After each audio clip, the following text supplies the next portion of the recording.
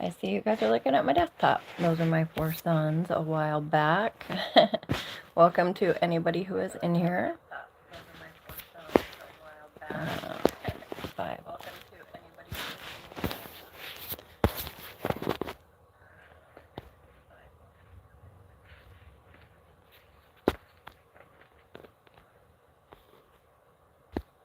Sorry for being so late.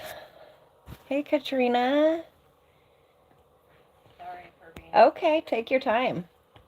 Hey, Katrina. Sorry about the echo. I didn't realize I had my laptop going too. Here we go.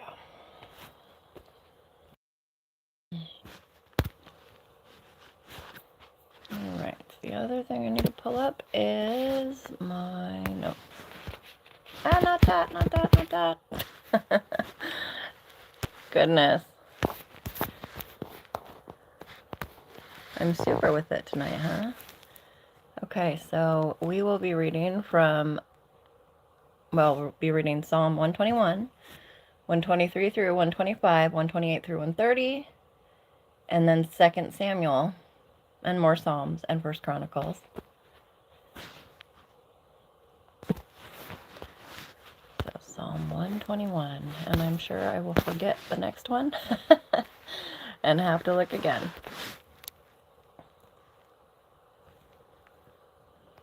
How is everybody doing tonight?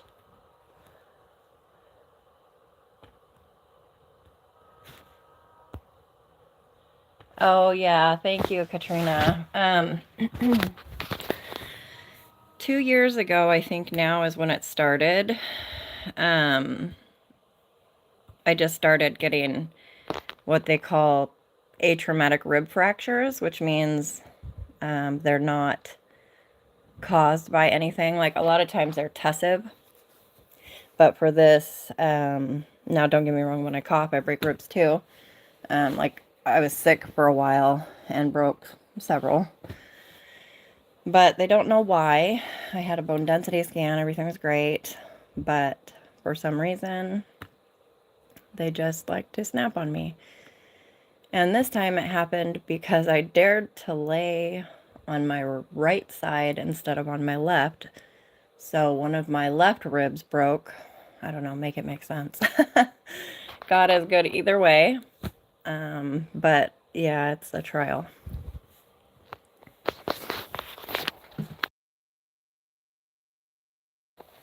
Welcome to those just coming in.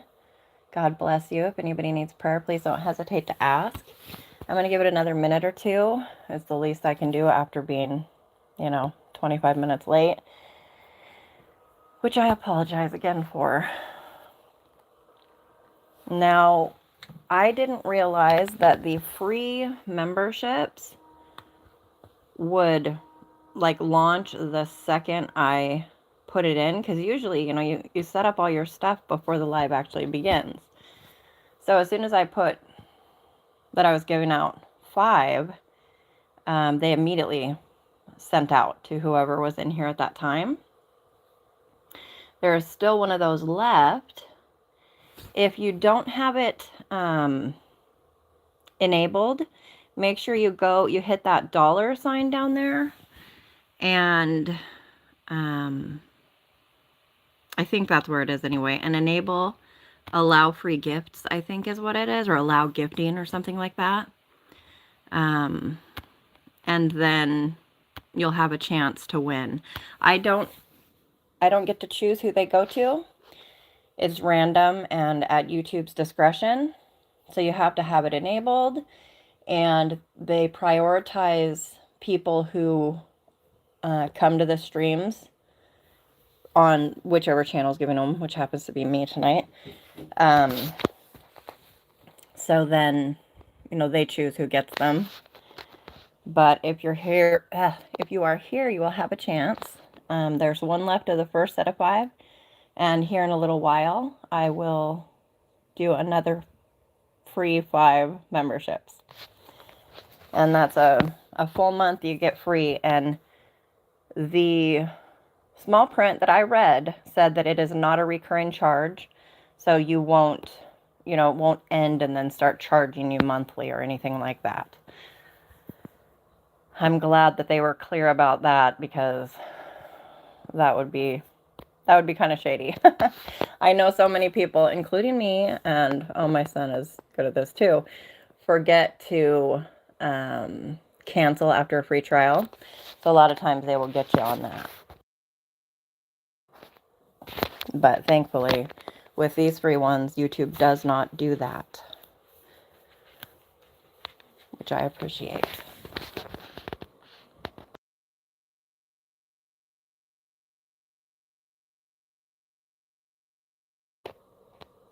Okay, I'm going to give 2 more minutes before I start reading Psalm 121.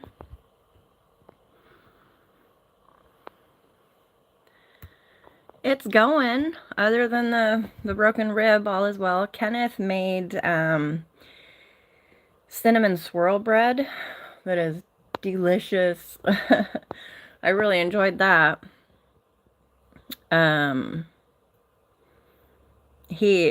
He was following a recipe, and the dough was really dense, and he felt like it wasn't rising well. And then I said, well, let's take a look.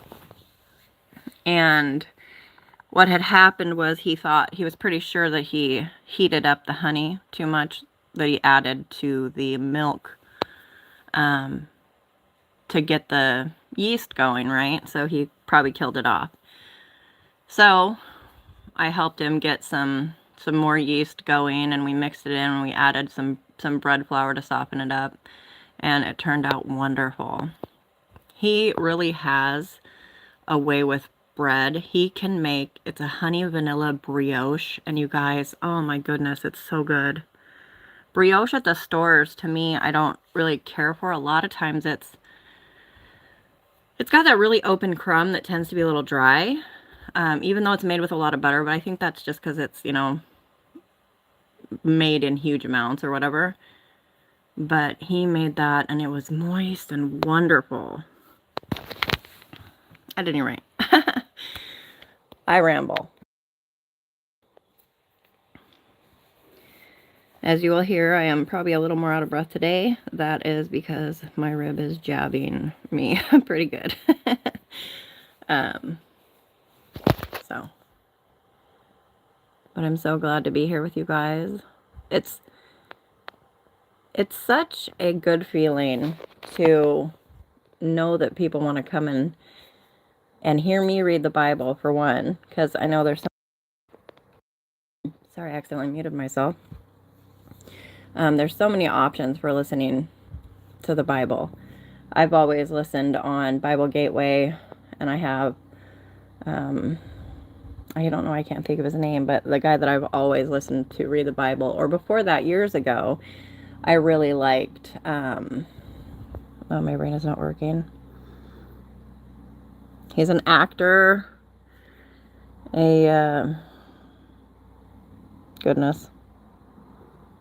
an older black gentleman who, he always does those deep voices on voiceovers and stuff. I don't know why I can't think of his name. It's right on the tip of my nose, which is hard because it should be in my mouth, and I'd be able to spit it out, right?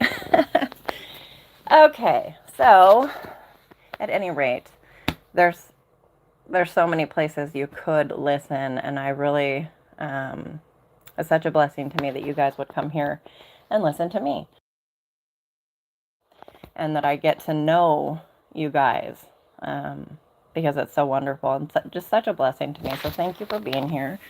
And that's why I'm so excited to give out these free memberships, to try and, you know, show my appreciation for you guys.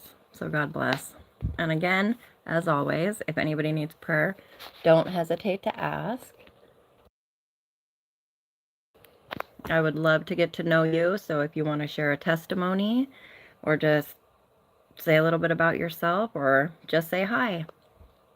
And then there is my Discord, and also the community here on YouTube, and I have it enabled so you guys can go in there and post as well, as long as you have been subscribed to my channel for, I think it's a full day. Then you can start, you know, posting in the actual community, which is really cool. So feel free to do that or to join the Discord. And here we go with chapter 121 of Psalms.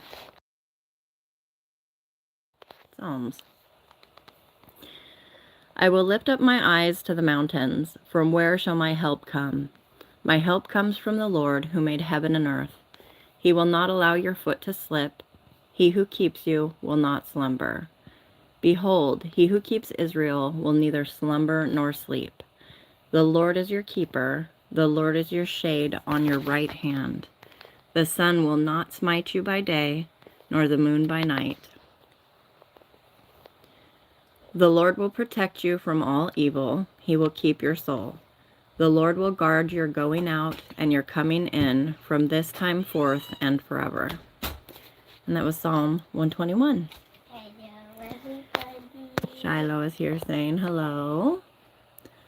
Okay, we are going to go to chapter 123 through 125.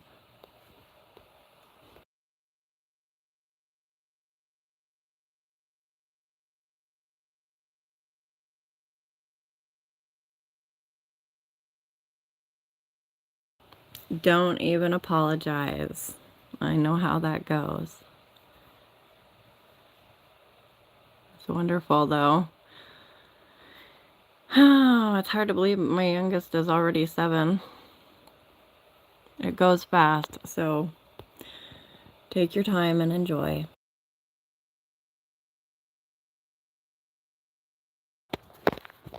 Oh man, I sound old, don't I?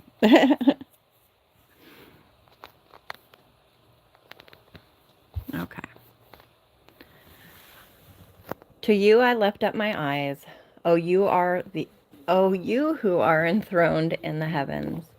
Behold, as the eyes of servants look to the hand of their master, as the eyes of a maid to the hand of her mistress, so our eyes look to the Lord our God until he is gracious to us.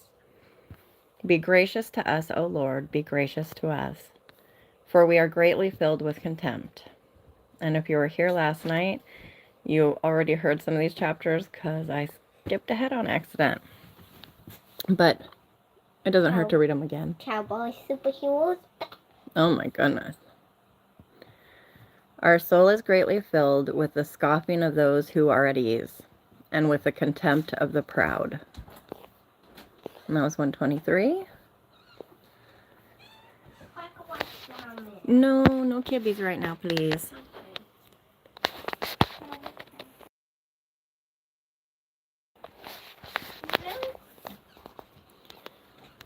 Had it not been the Lord who was on our side, let Israel now say, had it not been the Lord who was on our side when man rose up against us, then they would have swallowed us alive. When their anger was kindled against us, then the waters would have engulfed us. The stream would have swept over our soul, then the raging waters would have swept over our soul. Blessed be the Lord, who has not given us to be torn by their teeth. Our soul has escaped as a bird out of the snare of the trapper. The snare is broken, and we have escaped. Our help is in the name of the Lord, who made heaven and earth. That was 124.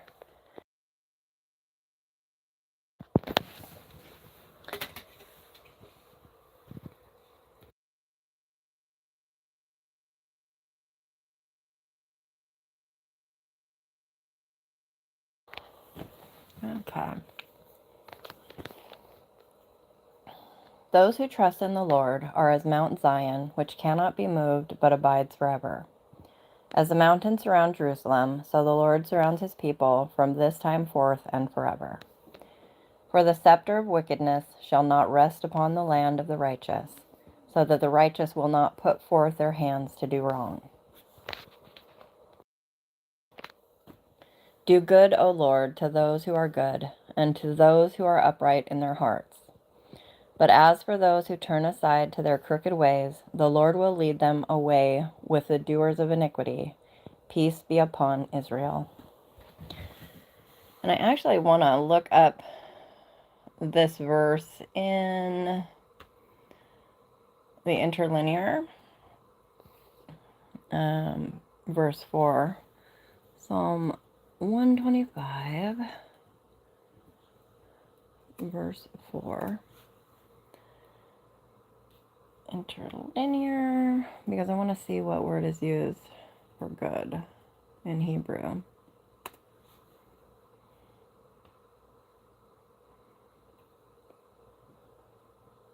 Okay, it says, okay, yeah, to those who are upright is the word used here. Oh, actually, yeah, and it is a different word in Hebrew than where he says, do good, O Lord, and it says, do good, Yahweh. But it's a different use of the word, or a different word in the use. Because obviously none of us are good. So I was curious about that. Welcome to those just coming in. God bless you. For those who have not heard, I am giving out free memberships tonight. I don't get to choose who they go to. YouTube does that, but I have 6 more that I'm giving out. I'm waiting for 1 more to go out from the first batch, and then here in a little while we will do another set of 5.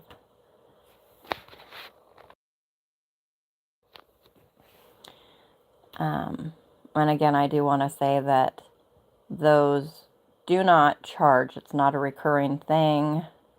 You would have to actually sign up for the membership to be charged later. So you don't have to worry about forgetting to cancel or anything like that. Okay, so let's look over. Okay, so now we are going to be reading 128 through 130 of Psalm before we head into 2 Samuel.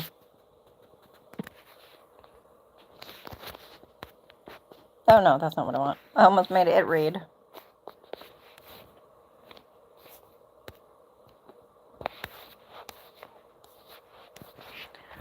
While that might be fun for a time, I suppose you guys could do that on the app, and I think they might frown on that, don't you think, Katrina?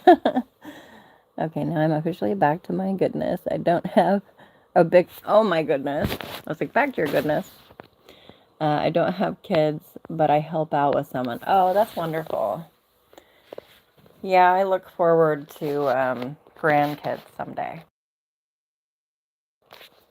where you just get to do the fun things. And that's not even true. I'm sure I will help as well, but it being that I have 4 boys, you never know how much help there will be to go around. Okay. So 128. Let me get a drink real quick, and I will start reading again.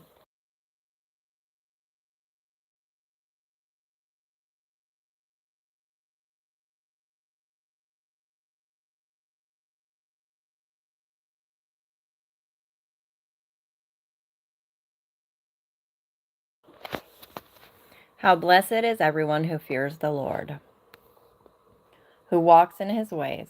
When you shall eat of the fruit of your hands, you will be happy, and it will be well with you. Your wife shall be like a fruitful vine within your house, your children like olive plants around your table. Behold, for thus shall the man be blessed who fears the Lord. The Lord bless you from Zion, and may you see the prosperity of Jerusalem all the days of your life. Indeed, may you see your children's children. Peace be upon Israel.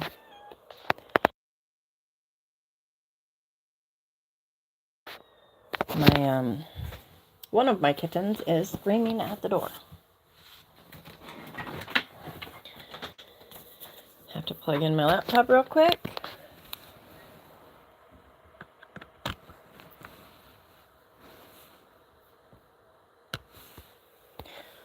So a little while ago, one of the kittens, Gary, he was snuggling with me, and then he got up in my hair and tangled himself in my hair. My brother had to help remove him.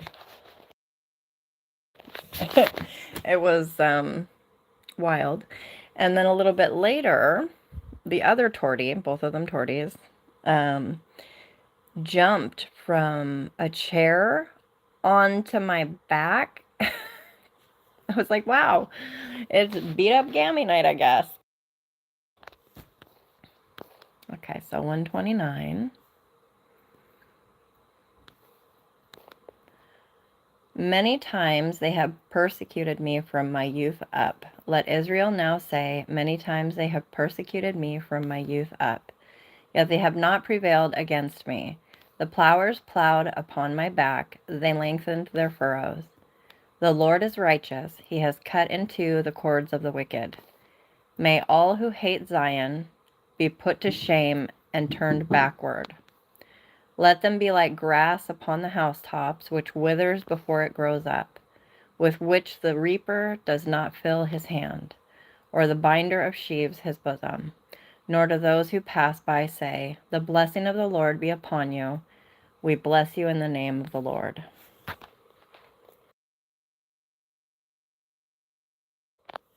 Yes, kitties definitely get into everything. They are work. I mean, I think we all can know that, especially with this amount of them. But the return on investment cannot be beat.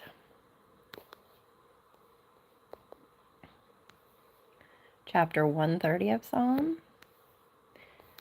Out of the depths I have cried to you, O Lord. Lord, hear my voice. Let your ears be attentive to the voice of my supplications. If you, Lord, should mark iniquities, O Lord, who could stand? But there is forgiveness with you, that you may be feared. I wait for the Lord, my soul does wait, and in his word do I hope. My soul waits for the Lord more than the watchman for the morning. Indeed, more than the watchman for the morning. O Israel, hope in the Lord. For with the Lord there is loving kindness, and with him is abundant redemption, and he will redeem Israel from all his iniquities. And that was chapter 130.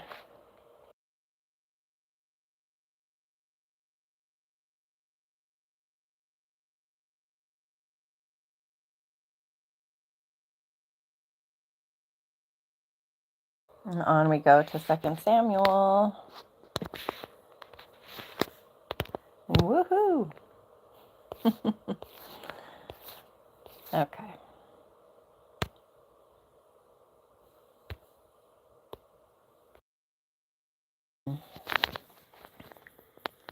Okay, I think I will throw up a little poll before I get started.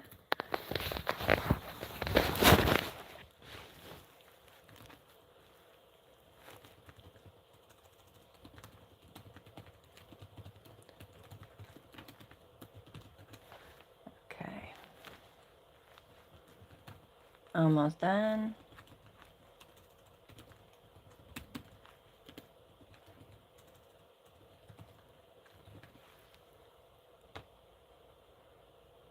There. Now we have a poll. I'm going to take a drink and then we will start digging into 2 Samuel.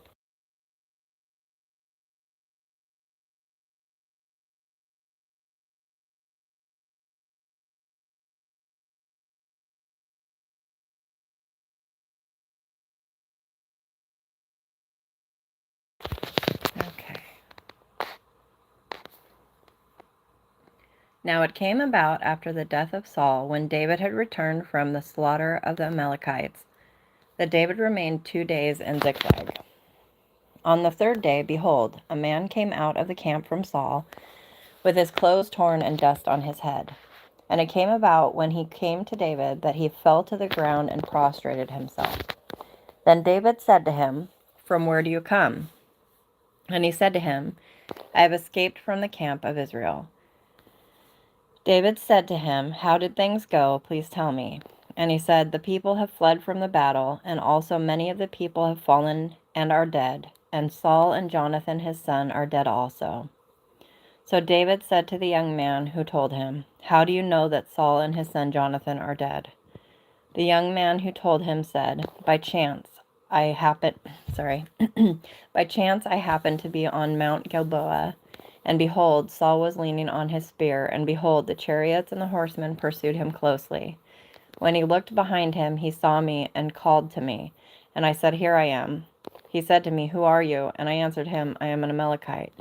Then he said to me, 'Please stand beside me and kill me, for agony has seized me because my life still lingers in me.' So I stood beside him and killed him, because I knew that he could not live after he had fallen. And I took the crown which was on his head and the bracelet which was on his arm, and I have brought them here to my Lord." Then David took hold of his clothes and tore them, and so also did all the men who were with him. They mourned and wept and fasted until evening for Saul and his son Jonathan, and for the people of the Lord and the house of Israel, because they had fallen by the sword. David said to the young man who told him, "Where are you from?" And he answered, "I am the son of an alien, an Amalekite." Then David said to him, "How is it you were not afraid to stretch out your hand to destroy the Lord's anointed?" And David called one of the young men and said, "Go, cut him down." So he struck him and he died. David said to him, "Your blood is on your head, for your mouth has testified against you, saying, 'I have killed the Lord's anointed.'" Then David chanted with his lament over Saul and Jonathan his son. And he told them to teach the sons of Judah the song of the bow. Behold, it is written in the book of Jasher. "Your beauty, O Israel, is slain on your high places. How have the mighty fallen? Tell it not in Gath, proclaim it not in the streets of Ashkelon, or the daughters of the Philistines will rejoice. The daughters of the uncircumcised will exult. O mountains of Gilboa, let not dew or rain be on you, nor fields of offerings, for there the shield of the mighty was defiled, the shield of Saul, not anointed with oil. From the blood of the slain, from the fat of the mighty, the bow of Jonathan did not turn back, and the sword of Saul did not return empty. Saul and Jonathan, beloved and pleasant in their life, and in their death they were not parted. They were swifter than eagles, they were stronger than lions. O daughters of Israel, weep over Saul, who clothed you luxuriously in scarlet, who put ornaments of gold on your apparel. How have the mighty fallen in the midst of the battle? Jonathan is slain on your high places. I am distressed for you, my brother Jonathan. You have been very pleasant to me. Your love to me was more wonderful than the love of women. How have the mighty fallen, and the weapons of war perished." And that was chapter 1 of 1 Samuel.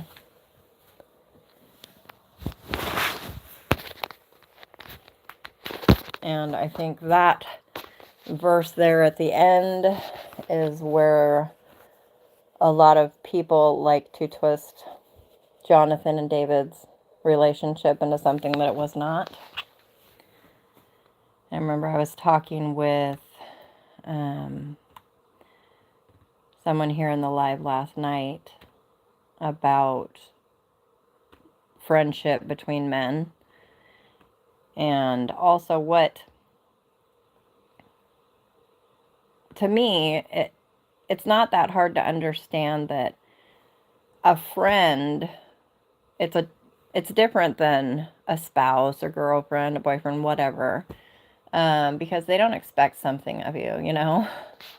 I think having friends is important, and I don't know why people twist the relationship between David and Saul. Well, I'm sorry, I do know why they twist it, to try and fit their narrative, but at any rate.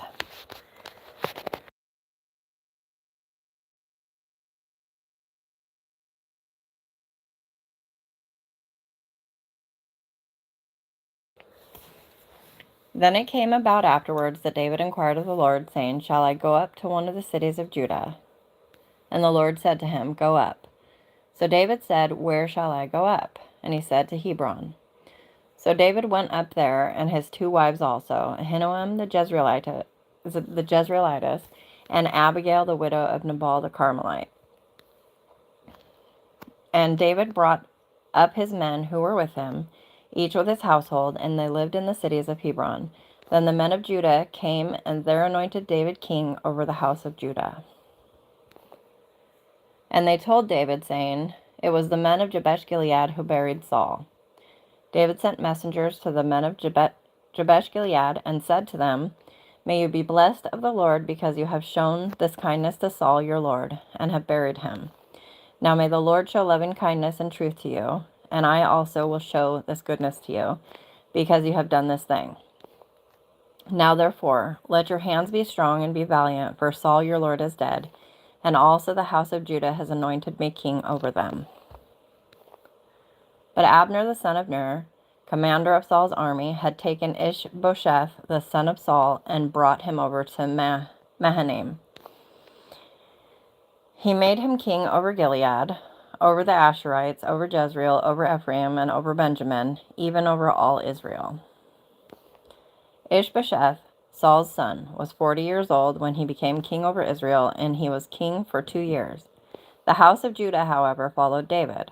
The time that David was king in Hebron over the house of Judah was 7 years and 6 months. Welcome to those just coming in. If you need prayer, please don't hesitate to ask.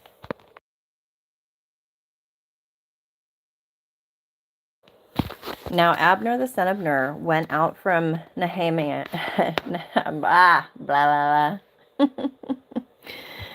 Mahanaim to Gibeon with the servants of Ishbosheth the son of Saul. And Joab the son of Zeruiah and the servants of David went out and met them by the pool of Gibeon. And they sat down, one on the one side of the pool and the other on the other side of the pool. Then Abner said to Joab, Now let the young men arise and hold a contest between us. And Joab said, Let them arise. So they arose and went over by count, 12 for Benjamin and Ishbosheth the son of Saul, and 12 of the servants of David. Each one of them seized his opponent by the head and thrust his sword in his opponent's side. So they fell down together. Therefore that place was called Helka Hazirim, which is in Gibeon. That day the battle was very severe, and Abner and the men of Israel were beaten before the servants of David. Now the 3 sons of Zeruiah were there, Joab and Abishai and Asahel was as swift-footed as one of the gazelles which is in the field. Asahel pursued Abner and did not turn to the right or to the left from following Abner. Then Abner looked behind him and said, Is that Asahel? And he answered, It is I. So Abner said to him, Turn to your right or to your left, and take hold of one of the young men for yourself, and take for yourself his spoil. But Asahel was not willing to turn aside from following him. Abner repeated again to Asahel, Turn aside from following me. Why should I strike you to the ground? How then could I lift up my face to your brother Joab? However, he refused to turn aside. Therefore Abner struck him in the belly with the butt end of the spear, so that the spear came out at his back. And he fell there and died on the spot. And it came about that all who came to the place where Asahel had fallen and died stood still. But Joab and Abishai pursued Abner, and when the sun was going down, they came to the hill of Ammah, which is in front of Giah, by the way of the wilderness of Gibeon. The sons of Benjamin gathered together behind Abner and became one band, and they stood on the top of a certain hill. Then Abner called to Joab and said, Shall the sword devour forever? Do you not know that it will be bitter in the end? How long will you refrain from telling the people to turn back from following their brothers? Joab said, As God lives, if you had not spoken, surely then the people would have gone away in the morning, each from following his brother. So Joab blew the trumpet, and all the people halted and pursued Israel no longer, nor did they continue to fight any more. Abner and his men then went through the Arabah all that night. So they crossed the Jordan, walked all morning, and came to Mahanaim. Then Joab returned from following Abner. When he had gathered all the people together, 19 of David's servants besides Asahel were missing. But the servants of David had struck down many of Benjamin and Abner's men, so that 360 men died. And they took up Asahel and buried him in his father's tomb, which was in Bethlehem. Then Joab and his men went all night until the day dawned in Hebron. And that was chapter 2 of 2 Samuel.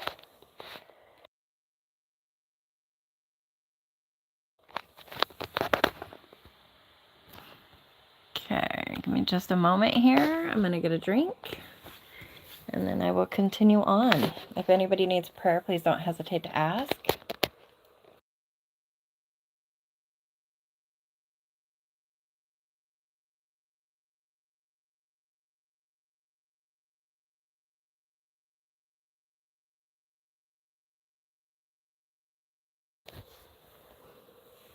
I'm going to start reading it in just a moment.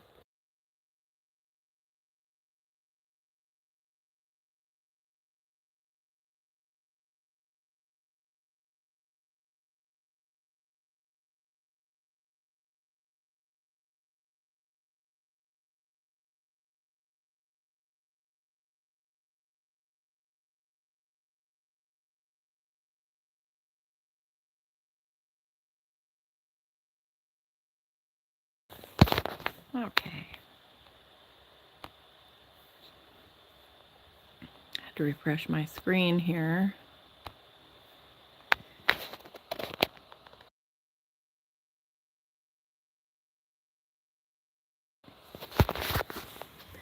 Now there was a long war between the house of Saul and the house of David, and David grew steadily stronger, but the house of Saul grew weaker continually.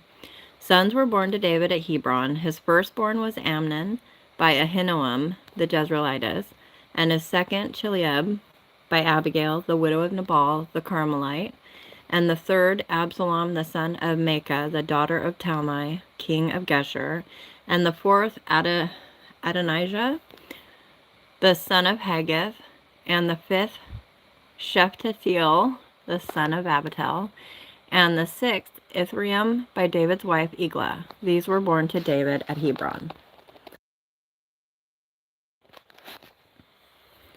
It came about while there was war between the house of Saul and the house of David that Abner was making himself strong in the house of Saul. Now Saul had a concubine whose name was Rizpah, the daughter of Aiah, the Ishbosheth, who said to Abner, "Why have you gone into my father's concubine?" Then Abner was very angry over the words of Ishbosheth and said, "Am I a dog's head that belongs to Judah? Today I show kindness to the house of Saul your father, to his brothers and to his friends, and have not delivered you into the hands of David, and yet today you charge me guilt concerning the woman. May God do so to Abner, and more also, if as the Lord has sworn to David, I do not accomplish this for him, to transfer the kingdom from the house of Saul, and to establish the throne of David over Israel and over Judah, from Dan even to Beersheba." And he could no longer answer Abner a word, because he was afraid of him. Then Abner sent messengers to David in his place, saying, "Who's in the land? Make your covenant with me, and behold, my hand shall be with you to bring all Israel over to you." He said, "Good, I will make a covenant with you, but I demand one thing of you, namely, you shall not see my face unless you first bring Michal, Saul's daughter, when you come to see me." So David sent messengers to Ishbosheth, Saul's son, saying, "Give me my wife Michal, to whom I was betrothed for 100 foreskins of the Philistines." Ishbosheth sent and took her from her husband, from Paltiel the son of Laish. But her husband went with her, weeping as he went, and followed her as far as Bahurim. Then Abner said to him, "Go, return." So he returned. Now Abner had consultation with the elders of Israel, saying, "In times past you were seeking for David to be king over you. Now then, do it, for the Lord has spoken of David, saying, by the hand of my servant David I will save my people Israel from the hand of the Philistines and from the hand of all their enemies." Abner also spoke in the hearing of Benjamin, and in addition, Abner went to speak in the hearing of David in Hebron all that seemed good to Israel and to the whole house of Benjamin. Then Abner and 20 men with him came to David at Hebron, and David made a feast for Abner and the men who were with him. Abner said to David, "Let me arise and go and gather all Israel to my lord the king, that they may make a covenant with you, and that you may be king over all that your soul desires." So David sent Abner away, and he went in peace. And behold, the servants of David and Joab came from a raid and brought much spoil with them. But Abner was not with David in Hebron, for he had sent him away, and he had gone in peace. When Joab and all the army that was with him arrived, they told Joab, saying, "Abner the son of Ner came to the king, and he has sent him away, and he has gone in peace." Then Joab came to the king and said, "What have you done? Behold, Abner came to you. Why then have you sent him away, and he is already gone? You know Abner the son of Ner, that he came to deceive you, and to learn of your going out and coming in, and to find out all that you are doing." When Joab came out from David, he sent messengers after Abner, and they brought him back from the well of Sirah. But David did not know it. So when Abner returned to Hebron, Joab took him aside into the middle of the gate to speak with him privately, and there he struck him in the belly so that he died on account of the blood of Asahel his brother. Afterward, when David heard it, he said, "I and my kingdom are innocent before the Lord forever of the blood of Abner the son of Ner. May it fall on the head of Joab and on all his father's house, and may there not fail from the house of Joab one who has a discharge, or who is a leper, or who takes hold of a distaff, or who falls by the sword, or who lacks bread." So Joab and Abishai, his brother, killed Abner because he had put their brother Asahel to death in the battle of Gibeon.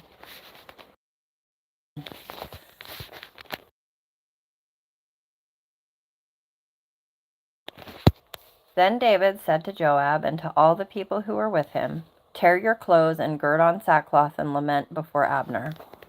And King David walked behind the bier. Thus they buried Abner in Hebron, and the king lifted up his voice and wept at the grave of Abner, and all the people wept. The king chanted a lament for Abner and said, "Should Abner die as a fool dies? Your hands were not bound, nor your feet put in fetters. As one falls before the wicked, you have fallen." And all the people wept again over him. Then all the people came to persuade David to eat bread while it was still day. But David vowed, saying, "May God do so to me and more also, if I taste bread or anything else before the sun goes down." Now all the people took note of it, and it pleased them, just as everything the king did pleased all the people. So all the people and all Israel understood that day that it had not been the will of the king to put Abner the son of Ner to death.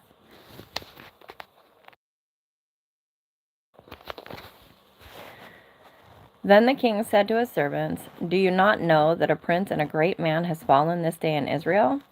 Hey, James. Welcome. How are you doing tonight?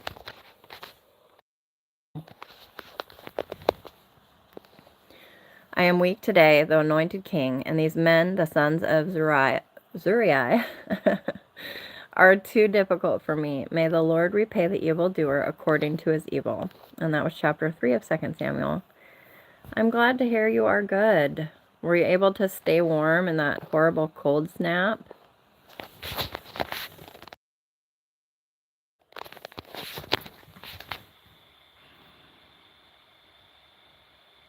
It's funny because you're kind of to me as I am to people in other parts of the country, because they will get, it's like, if it gets 90 here, we're like, wow, it's pretty hot, and if it's snowing, 32, 30, whatever, people are like, yeah, right, we get feet of snow, feet. I said feet. Wow.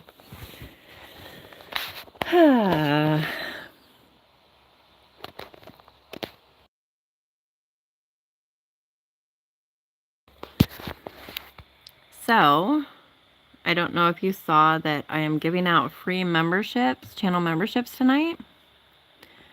And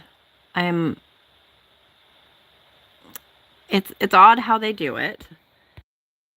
I don't have control over who gets membership gifts, but I gave out 5 before it started, and it immediately gave to whoever was here at that time, which was interesting because some people that I didn't even know still come and watch got them, as well as a couple people that I don't think I've ever spoken to. And then one went to Saren, who's wonderful. She's been coming here for like this last week, I believe, 4 or 5, 6 days. At any rate, oh, also, let me do this real quick while I'm thinking about it. I bestow upon you a wrench. I wanted to do that sooner, but you didn't seem to want it. Know that it's mostly because I appreciate you.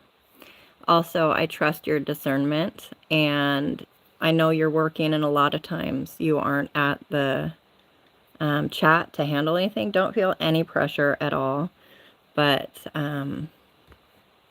you're a mod now. If you super duper hate it, I can undo it.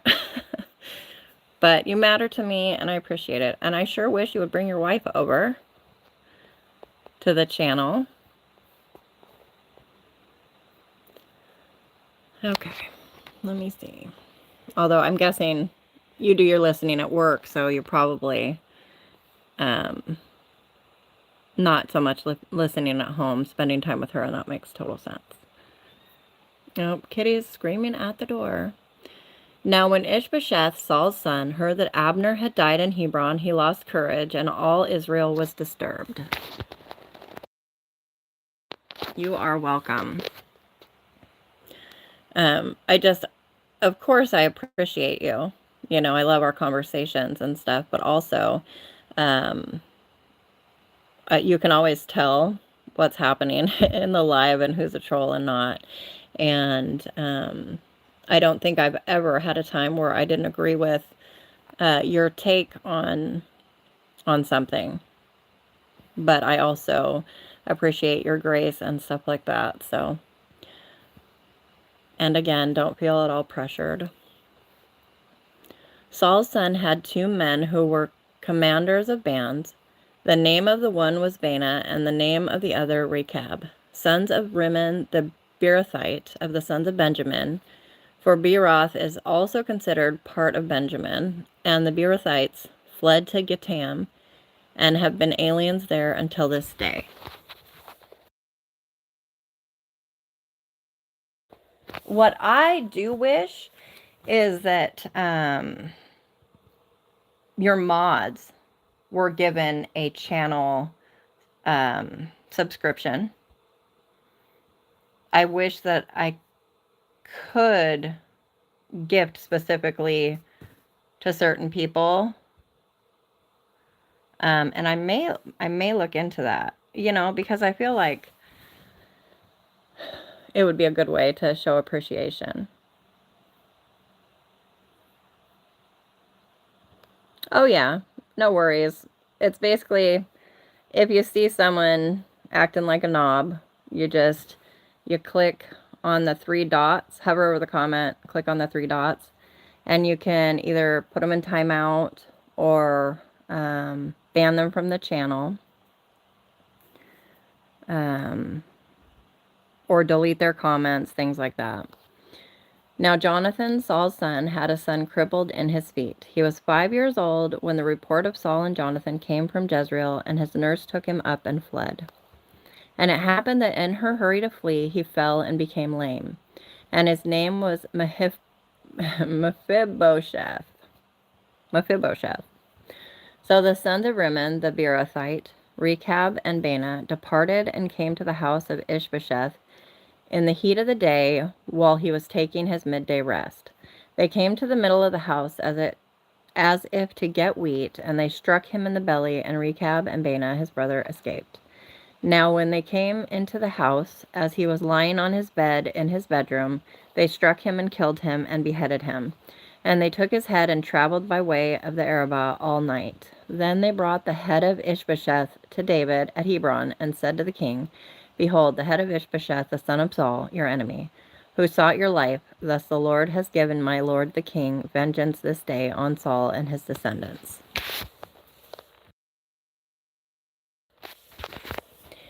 David answered Rechab and Baanah his brother, sons of Rimmon the Beerothite, and said to them, As the Lord lives, who has redeemed my life from all distress, when one told me, saying, Behold, Saul is dead, and thought he was bringing good news, I seized him and killed him in Ziklag, which was the reward I gave him for his news. How much more, when wicked men have killed a righteous man in his own house on his bed, shall I not now require his blood from your hand, and destroy you from the earth? Then David commanded the young men, and they killed them, and cut off their hands and feet, and hung them up beside the pool in Hebron. But they took the head of Ishbosheth and buried it in the grave of Abner in Hebron. And that was chapter 4 of 2 Samuel, which puts us back into Psalms, I believe. Yes. So I'll strike that through. Okay, we're going to do Psalm 6 and then 8 through 10.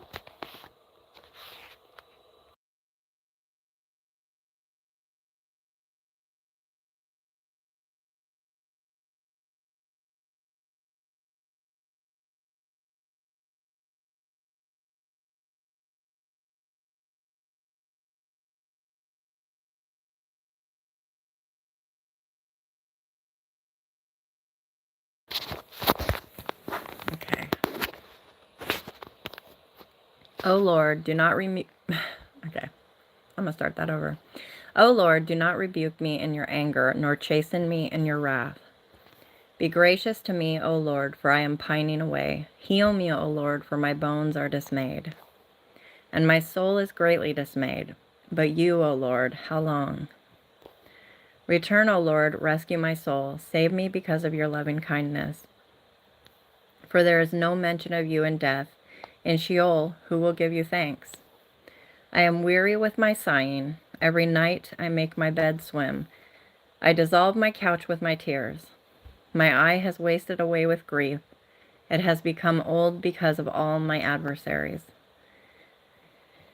Depart from me, all you who do iniquity, for the Lord has heard the voice of my weeping. The Lord has heard my supplication. The Lord receives my prayer. All my enemies will be ashamed and greatly dismayed. They shall turn back. They will suddenly be ashamed. And then we carry on to 8 through 10.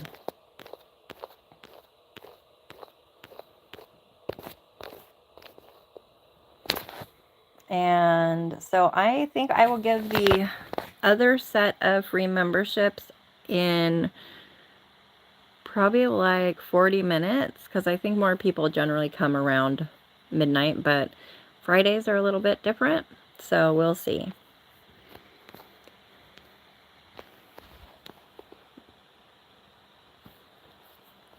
O Lord, our Lord, how majestic is your name in all the earth. It's so hard for me to read this one without singing.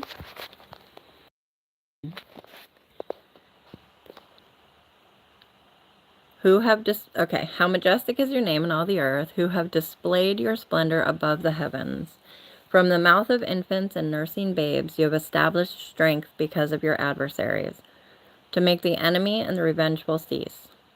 When I consider your heavens, the work of your fingers, the moon and the stars which you have ordained, what is man that you take thought of him, and the son of man that you care for him? Yet you have made him a little lower than God. Wait a second.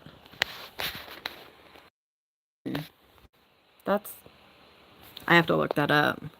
I don't think I've ever read this one in the NASB. And I don't think I've ever heard it that way. So give me just a moment here. Psalm 8. So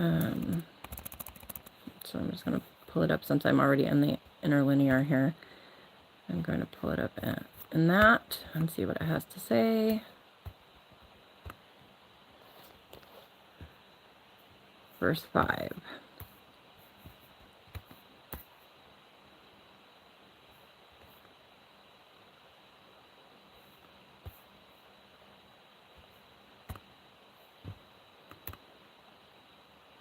Okay, it says, yeah, a little lower than the angels. I've never seen...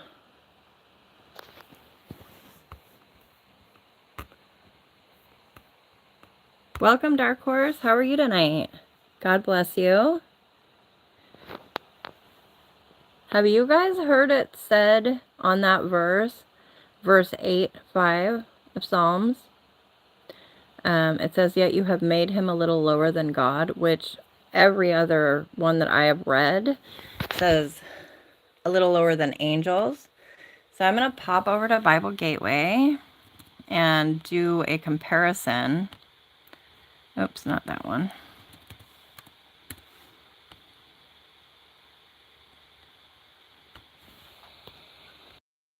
But the interlinear, as I said a little lower than angels, but I'm interested if the New American Standard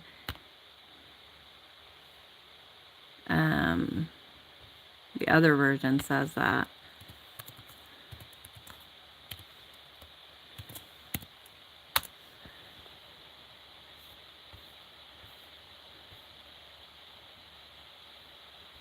It says, yeah, the 1995 does. So let's look at the one that's not the 1995 version.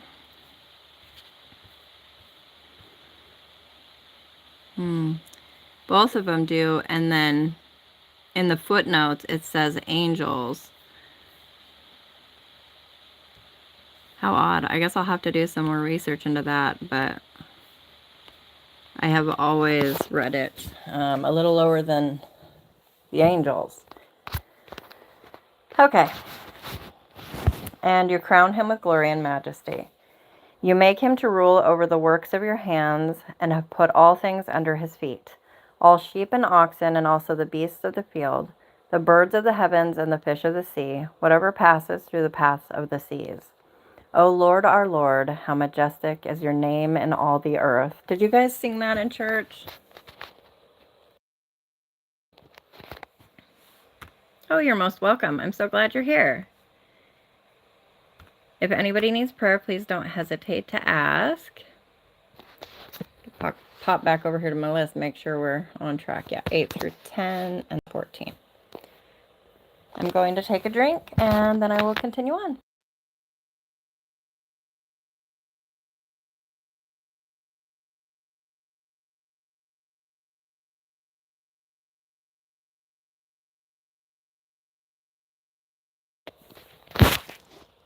Okay.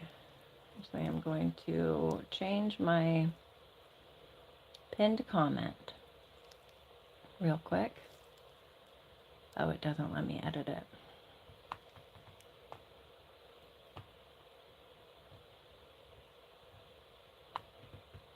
There, I'll just copy it and add what I want to it.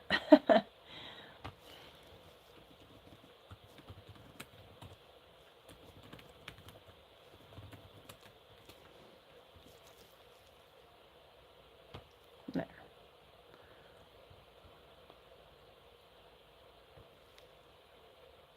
Replace pinned message. There we go. Welcome to those just coming in.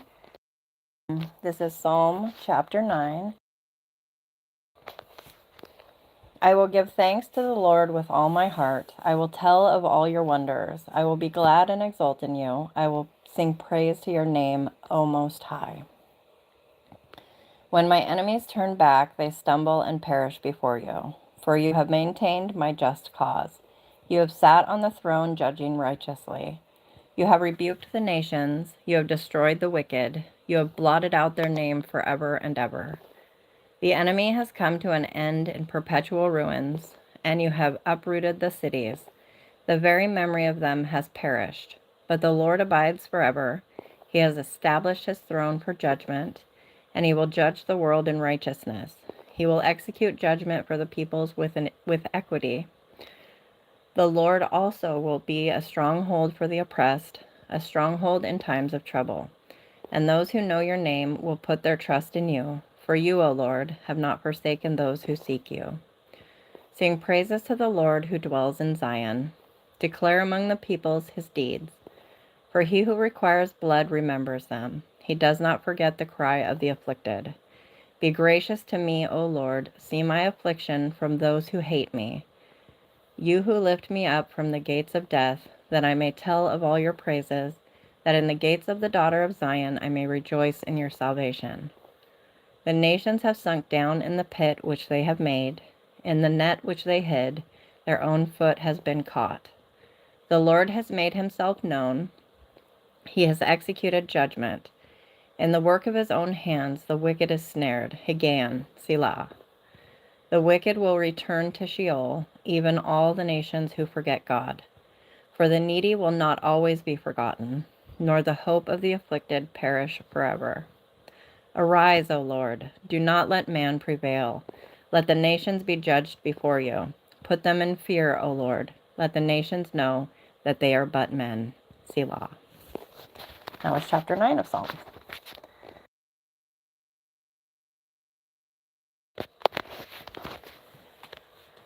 Why do you stand afar off, O Lord? Why do you hide yourself in times of trouble? In pride the wicked hotly pursue the afflicted. Let them be caught in the plots which they have devised. For the wicked boasts of his heart's desire, and the greedy man curses and spurns the Lord. The wicked in the haughtiness of his countenance does not seek him. All his thoughts are, there is no God. His ways prosper at all times. Your judgments are on high out of his sight. As for all his adversaries, he snorts at them. He says to himself, I will not be moved. Throughout all generations, I will not be in adversity. His mouth is full of curses and deceit and oppression. Under his tongue is mischief and wickedness. He sits in the lurking places of the villages. In the hiding places, he kills the innocent. His eyes stealthily watch for the unfortunate. He lurks in a hiding place as a lion in his lair. He lurks to catch the afflicted. He catches the afflicted when he draws him into his net. He crouches, he bows down, and the unfortunate fall by his mighty ones. He says to himself, God has forgotten. He has hidden his face. He will never see it. Arise, O Lord. O God, lift up your hand. Do not forget the afflicted. Why has the wicked spurned God? He has said to himself, you will not require it. You have seen it, for you have beheld mischief and vexation, to take it into your hand. The unfortunate commits himself to you. You have been the helper of the orphan. Break the arm of the wicked and the evildoer. Seek out his wickedness until you find none. The Lord is king forever and ever. Nations have perished from his land. O Lord, you have heard the desire of the humble. You will strengthen their heart. You will incline your ear to vindicate the orphan and the oppressed, so that man who is of the earth will no longer cause terror. And that was chapter 10 of Psalms.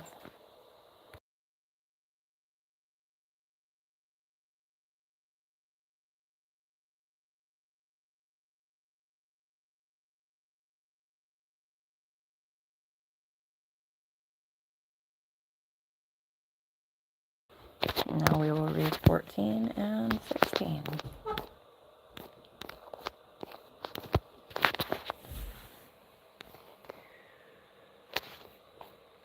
The fool has said in his heart, there is no God. They are corrupt. They have committed abominable deeds. There is no one who does good. The Lord has looked down from heaven upon the sons of men to see if there are any who understand, who seek after God. They have all turned aside. Together they have become corrupt. There is no one who does good, not even one. Do all the workers of wickedness not know who eats up my people as they eat bread and do not call upon the Lord? There they are in great dread, for God is with the righteous generation. You would put to shame the counsel of the afflicted, but the Lord is his refuge. Oh, that the salvation of Israel would come out of Zion. When the Lord restores his captive people, Jacob will rejoice. Israel will be glad.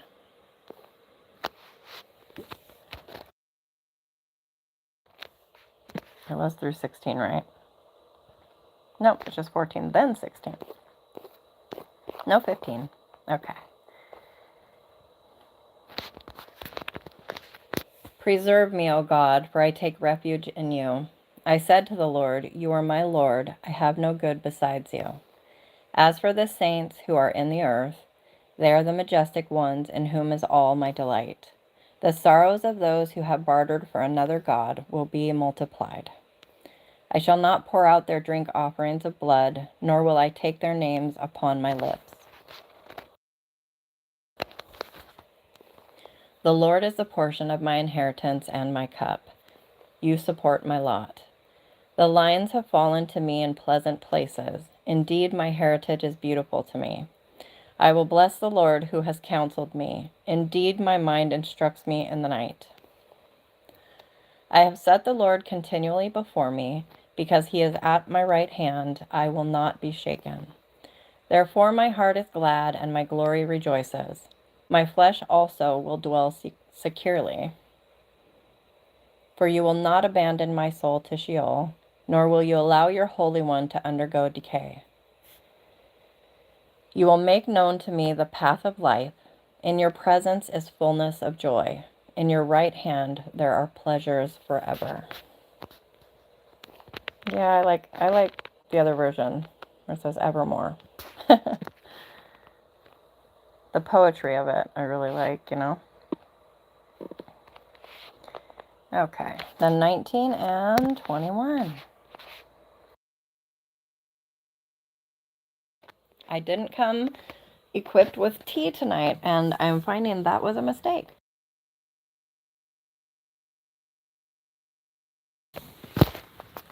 Okay.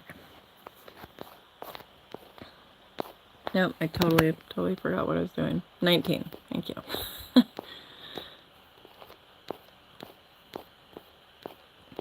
Mm-hmm. Mom, yes, my darling. Daddy come here? He'll be here tomorrow in the morning. Okay. Yeah. Do you think you could deliver a message to Avery for me? What's the message? Tell him I will give him 0 shekels of silver to make me a cup of tea. I mean, how could he refuse? Right? Did I get there?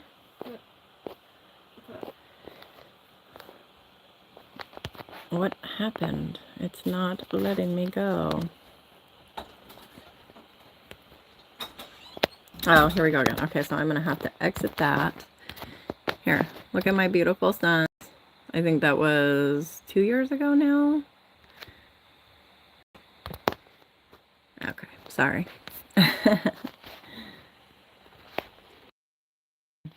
And I had to restart the Bible app so that it will have me in Psalm 31. I didn't even hit that. Okay. So 19. There we go.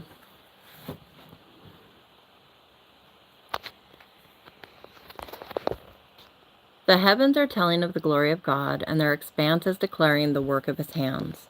Day to day pours forth speech, and night to night reveals knowledge. There is no speech, nor are there words. Their voice is not heard. Their line has gone out through all the earth, and their utterances, I almost read that completely wrong, to the end of the world. In them he has placed a tent for the sun, which is as a bridegroom coming out of his chamber. It rejoices as a strong man to run his course. I see you have brought... Oh, hello, Queen. Avery was asleep. Avery was asleep? Yes. Oh, okay. That's okay. Cyber Eloise, the little queen, has come for a visit. I swear she's getting more beautiful by the day. Let me see if I can make it show. Oh.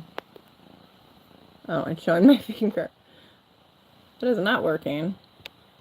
I don't know why you can't flip the screen or the camera. Anyway, she's beautiful. Okay. Find where I was at. It rejoices as a strong man to run his course. Its rising is from one end of the heavens, and its circuit to the other end of them. And there is nothing hidden from its heat. The law of the Lord is perfect, restoring the soul. The testimony of the Lord is sure, making wise the simple. The precepts of the Lord are right, rejoicing the heart. The commandment of the Lord is pure, enlightening the eyes. The fear of the Lord is clean, enduring forever. The judgments of the Lord are true, they are righteous altogether. They are more desirable than gold, yes, than much fine gold. Sweeter also than honey and the drippings of the honeycomb. Moreover, by them your servant is warned. In keeping them there is great reward. Who can discern his errors? Acquit me of hidden faults.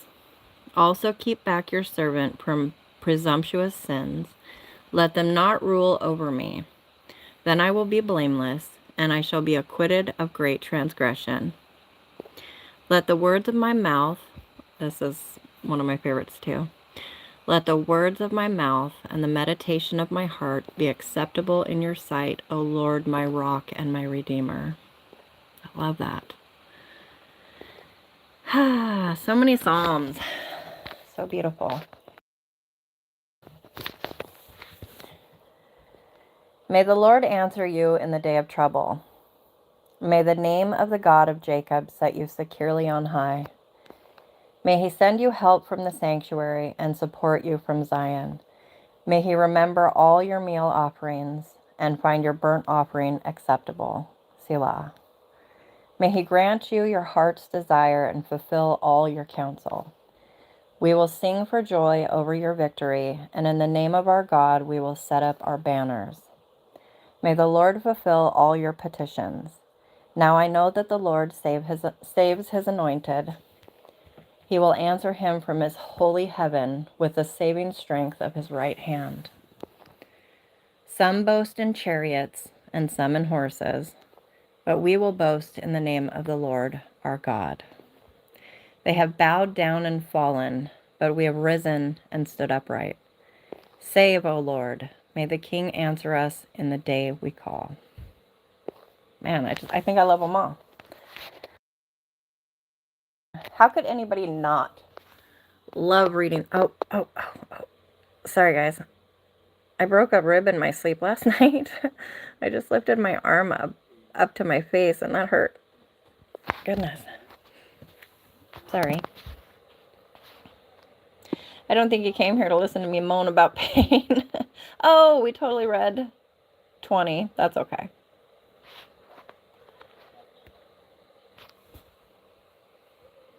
It's a happy accident. Okay. So first Chronicles. We are into Chronicles. Are you guys excited? I bet this is everybody's favorite. Okay, so we are going to be reading chapters 1 and 2. And these are the begats.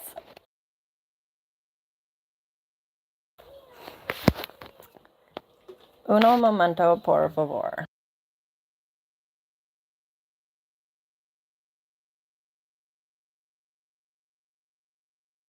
Pig does whatever a spider pig does. Oh, I didn't mean to unmute. Sorry, guys. Yeah, I suppose. My brother was singing Spider Pig to my son outside my door, and I had to join in.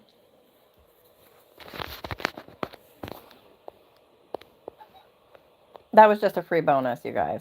You're welcome. Okay. Adam, Seth, Enosh, Kenan, Mahalalel, Jared, Enoch, Methuselah, Lamech, Noah, Shem, Ham, and Japheth. The sons of Japheth were Gomer, Magog, Madai, Javan, Tubal, Meshach, and Tyrus. We're off to a good start, right? The sons of Gomer were Ashkenaz, Diptha, and Togarmah. The sons of Javan were Elisha, Tarshish, Kittim, and Rodanim. The sons of Ham were Cush, Mizraim, Put, and Canaan. The sons of Cush were Seba, Havia, Sabta, Ramah, and Sabteca. And the sons of Ramah were Sheba and Dedan. Cush became the father of Nimrod. He began to be a mighty one in the earth. Mizraim became the father of the people of Lud, Anam, Lehab, Naphtah, Pathros, Casla, from which the Philistines came, and Captor. Canaan became the father of Sidon, his firstborn, Heth, and the Jebusites, the Amorites, the Girgashites, the Hivites, the Archites, the Sinites, the Arvadites, the Zemarites, and the Hamathites. The sons of Shem were Elam, Ashur, Arpachshad, Lud, Aram, Uz, Hul, Gether, and Meshach. It's going to sound like I'm speaking a whole different language here, baby, but okay. Arpachshad became the father of Shelah, and Shelah became the father of Eber. 2 sons were born in Eber. The name of the one was Peleg, for in his days the earth was divided, and his brother's name was Joktan. Joktan became the father of Almodad, Shalef, Hazarmaveth, Jerah, Hadaram, Uzal, Dikla, Ebel, Abimael, Sheba, Ophir, Havilah, or Hivia is what I usually say, but we're just trying here, aren't we? And Jobab. All these, okay, they don't need to hear about the kitten passing gas, baby. Yes. Ebal, Abimael, Sheba, Ophir, Havia, and Jobab. All these were the sons of Joktan. Shem, Arpachshad, Shelah, Eber, Peleg, Ru, Serug, Nahor, Terah, Abram, that is Abraham. The sons of Abraham were Isaac and Ishmael. These are their genealogies. The firstborn of Ishmael was Nebaioth. Oh, Lord. I'm so sorry. Forgive me, Jesus, because I have pronounced that several times in this live. I don't know why now I can't. Nebaioth. Then Kedar, Adbeel, Mibsam, Mishma, Duma, Massa, Hadad, Tema, Jetur, Naphish, and Kedema. These were the sons of Ishmael. The sons of Keturah, Abraham's concubine, whom she bore, were Zimran, Jokshan, Medan, Midian, Ishbak, and Shua. And the sons of Jokshan were Sheba and Dedan. The sons of Midian were Ephah, Epher, Hanok, Abida, and Eldah. All these were the sons of Keturah. Abraham became the father of Isaac. The sons of Isaac were Esau and Israel. The sons of Esau were Eliphaz, Reuel, Jeush, Jalem, and Korah. The sons of Eliphaz were Teman, Omar, Zephi, Gatam, Kenaz, Timnah, and Amalek. The sons of Reuel were Nahath, Zerah, Shammah, and Mizah. The sons of Seir were Lotan, Shobal, Zibeon, Anah, Dishon, Ezer, and Dishon. Okay, Dishon and Dishon. The sons of Lotan were Horai and Homam, and Lotan's sister was Timnah. The sons of Shobal were Alian, Manaheth, Ebal, Shephi, and Onam. And the sons of Zibeon were Ea and Anah. The sons of Anah were Dishon. The son of Anah was Dishon, and the sons of Dishon were Hamran, Eshban, Ithran, and Sharon. The sons of Ezer were Bilhan, Zavan, and Jachin. The sons of Dishan were Uz and Aran.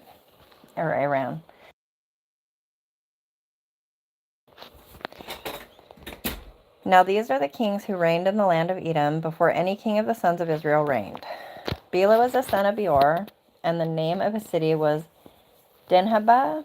When Bela died, Jobab the son of Zerah of Bozrah became king in his place. When Jobab died, Husham of the land of the Temanites became king in his place. When Husham died, Hadad the son of Bedad, who defeated Midian in the field of Moab, became king in his place, and the name of his city was Avith. Hi, kitten. When Hadad died, Samlah of Masrekah became king in his place. When Samlah died, Shaul of Rehoboth Rehoboth by the river became king in his place. When Shaul died, Baal-Hanan, the son of Akbor, became king in his place. When Baal-Hanan died, Hadad became king in his place, and the name of his city was Pai, and his wife's name was Mehetabel, the daughter of Matred, the daughter of Mezahab. Then Hadad died. Now the chiefs of Edom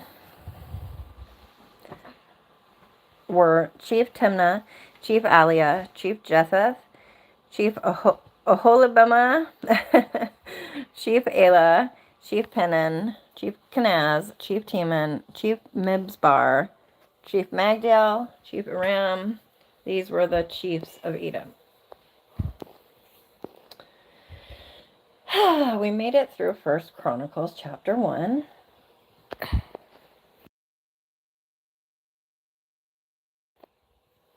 These are the sons of Israel: Reuben, Simeon, Levi, Judah, Issachar, Zebulun, Dan, Joseph, Benjamin, Naphtali, Gad, and Asher.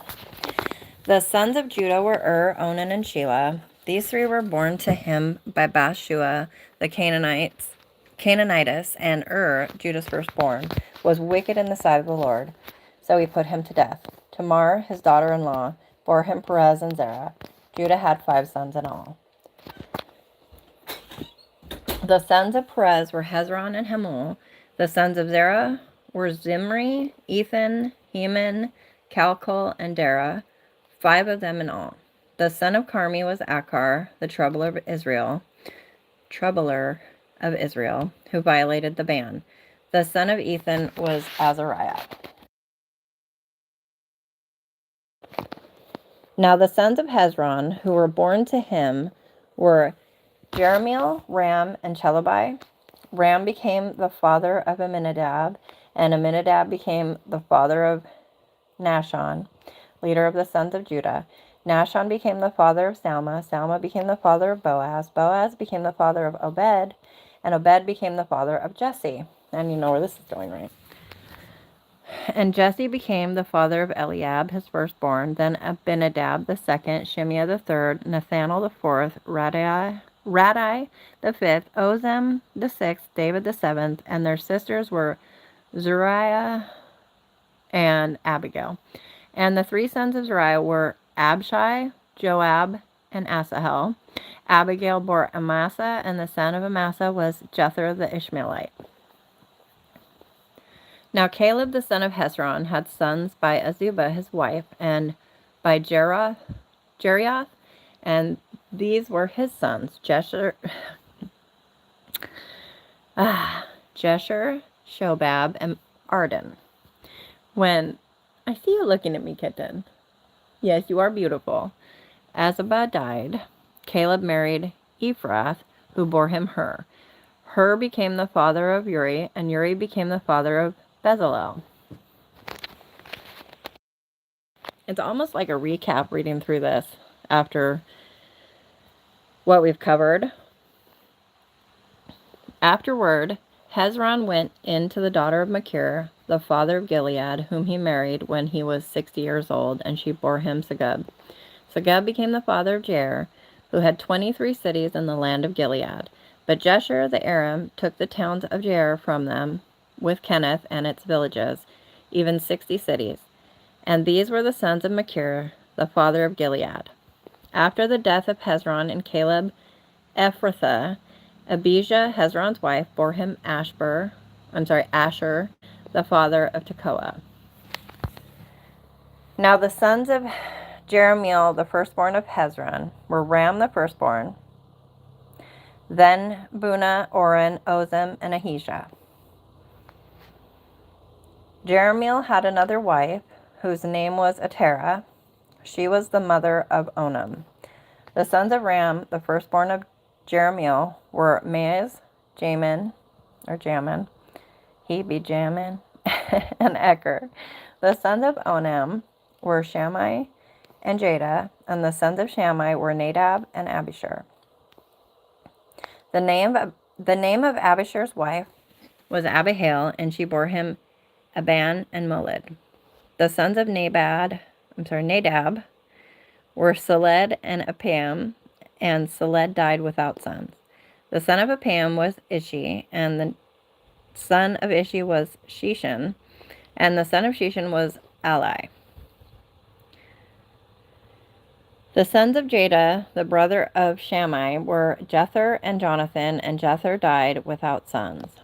The sons of Jonathan were Peleth and Zaza. It couldn't be Zaza, right? These were the sons of Jerahmeel.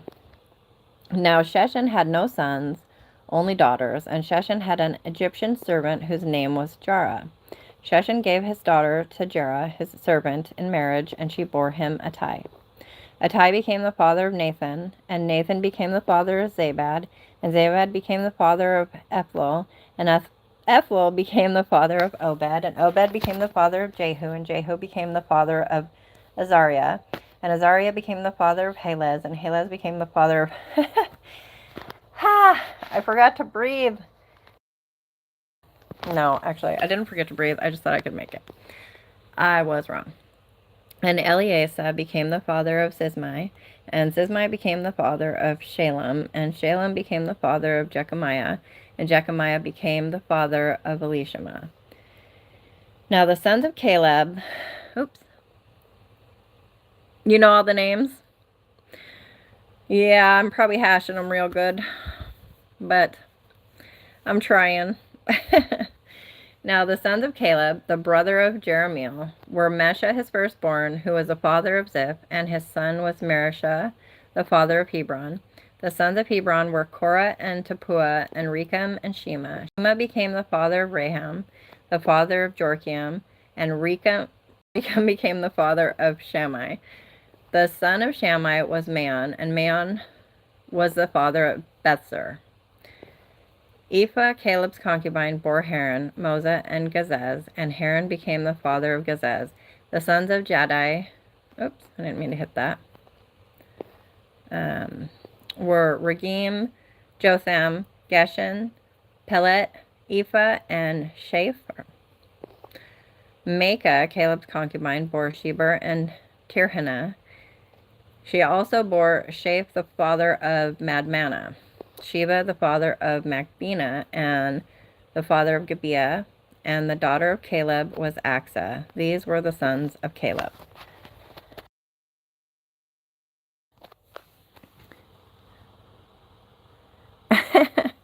It's so funny because, thank you, by the way, I don't know, I just try to have fun with it and do my best, but I'll get on a roll, and then all of a sudden, one that shouldn't even be that hard, I think it's like a little touch of dyslexia or something, because the D's and B's will just kind of blend, and I say the opposite. But thank you for giving me grace.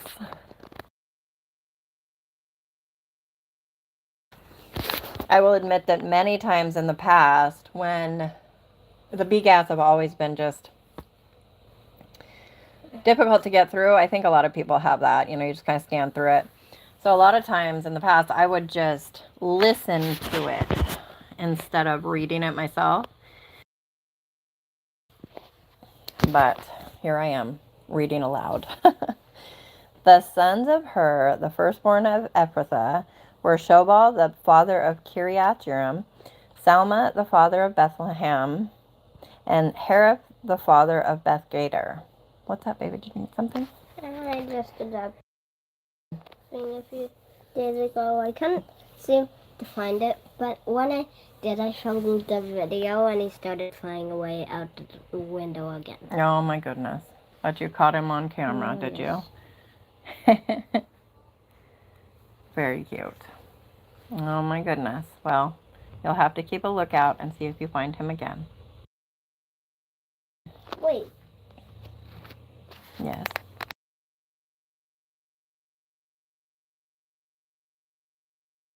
Video again. More footage. Look. I see. You flew away and then. Wow, quite wonderful. Okay. I think I see him at the window over there. Okay. Shobal, the father of Kiriath Jearim, had sons. Haroah, half of the Manahathites. See what I mean? And the families of Kiriath Jearim, the Ithrites, the Puthites, the Shumathites, and the Mishraites. From these came the Zorathites and the Eshtalites. The sons of Salma were Bethlehem and the Netophathites and Tophathites, Atroth, Beth Joab, and half of the Manahathites. Oh, the Zorites. What's funny is the viewer count has stayed steady. And I can't believe everybody just didn't drop straight out. At least I hope you're getting a laugh out of it. The families of scribes who lived at Jabez, or Yabez. Yeah, it's Yabez, I think. No, actually, I used to think it was Yabez. Because there's the prayer of Yabez. And then somebody corrected me and said it was Jabez. Maybe one of you will know. Actually, let's just look it up. I'm going to look up the pronunciation of Jabez. I do this often, usually when I'm recording my videos, but live, I don't do it so much. Okay, so let me turn up my volume so you guys can hear it. And we'll see how it's pronounced. Jabez. Oh, Jabez. Okay. So I'm just making the Ez a little bit too. Okay. And on we go. Okay. We're the Tirathites, the Shimeathites, and the Sekathites. Those are the Kenites who came from Hamath and the father of the house of Rechab. And we made it through chapter 2 of 1 Chronicles. We're really cruising now, guys. Actually, considering we're already this far and it's, what are we going into the 17th? Yeah. We're going at a good clip, right?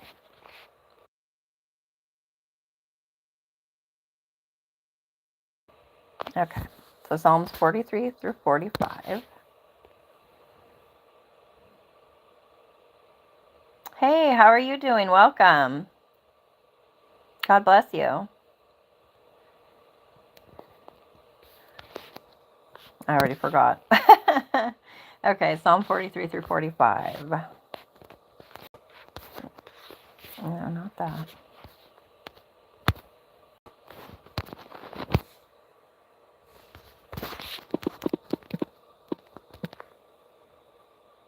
Oh, I forgot. You can't put in the number. You just have to hit. Okay, there we go. And for those just coming in, don't hesitate to ask for prayer. I am more than happy to lift you up. Here in a little bit, I will be giving away another set of 5 free memberships. And just a heads up, YouTube chooses who they go to. So I don't get to choose, but I will give out another 5 free memberships here shortly.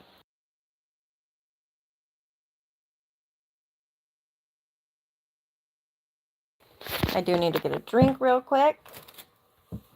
And then I will carry on to Psalm chapter 43.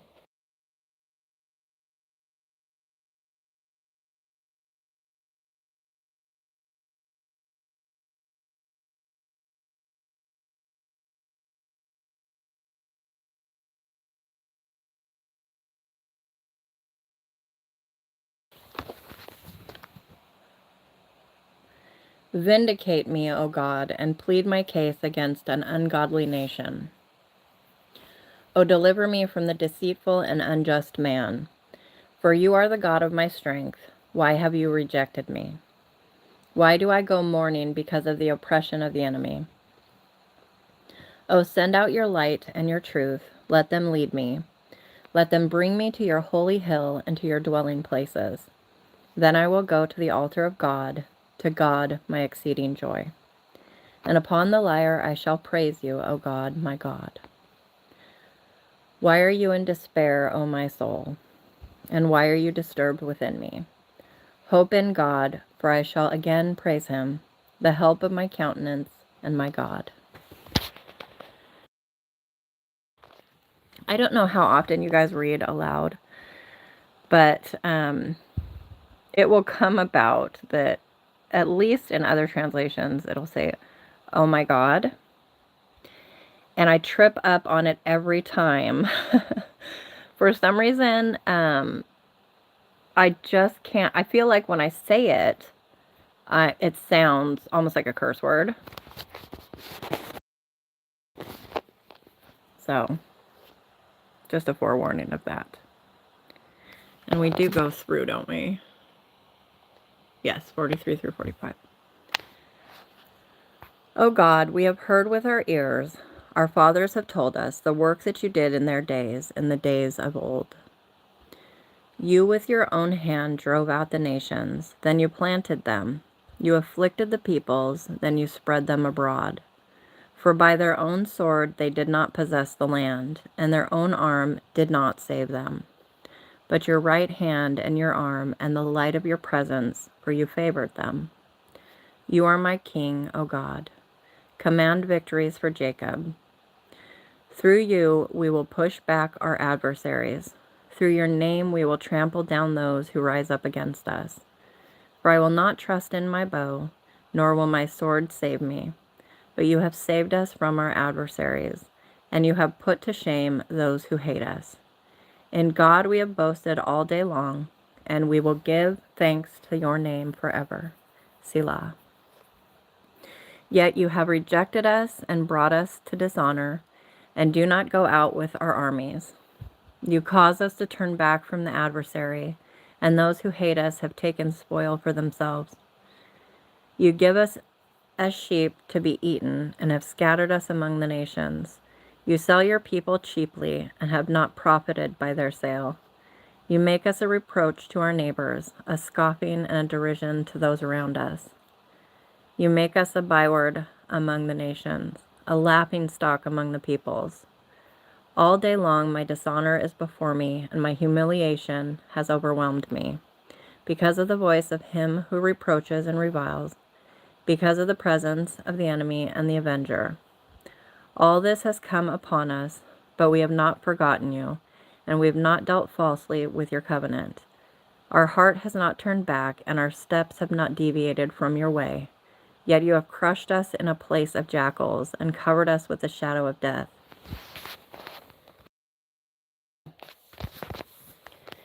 If we had forgotten the name of our God, or extended our hands to a strange God, would not God find this out?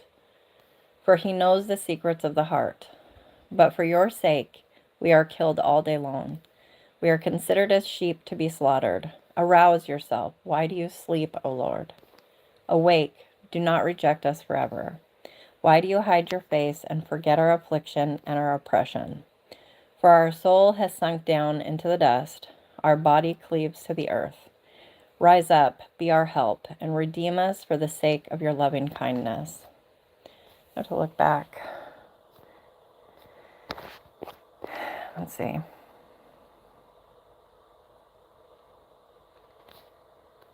Okay, so that one doesn't mention being written by David. Because I was going to say, it feels like that should have been earlier when David was still, at odds with Saul. But it wasn't David. My mistake. Sorry about that.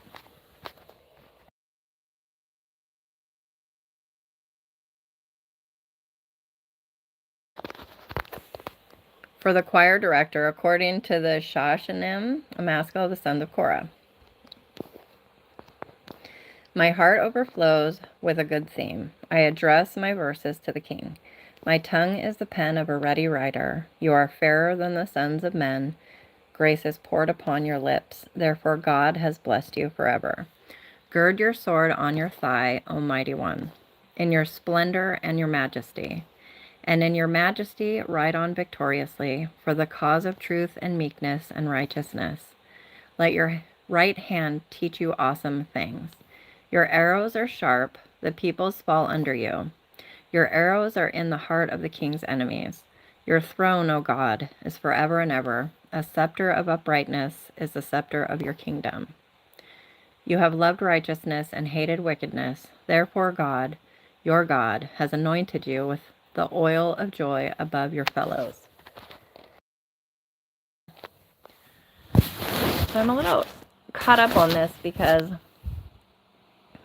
the capitalization makes some of this seem like he's talking to God or about God, and then not, but they're capitalized as well. So it's a little strange. All your garments are fragrant with myrrh and aloes and cassia. Out of ivory palaces, stringed instruments have made you glad. King's daughters are among your noble ladies. At your right hand stands the queen in gold from Ophir. Listen, O daughter, give attention and incline your ear.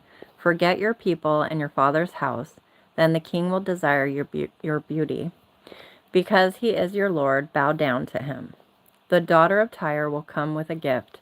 The rich among the people will seek your favor. The king's daughter is all glorious within. Her clothing is interwoven with gold. She will be led to the king in embroidered work. The virgins, her companions who follow her, will be brought to you.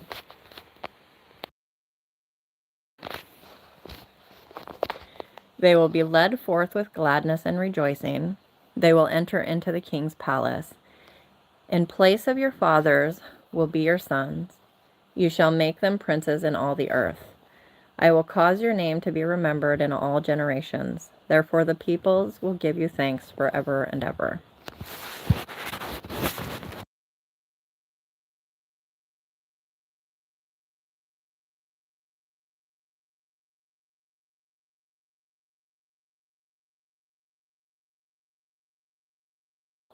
So on to 49, and then 84 and 85.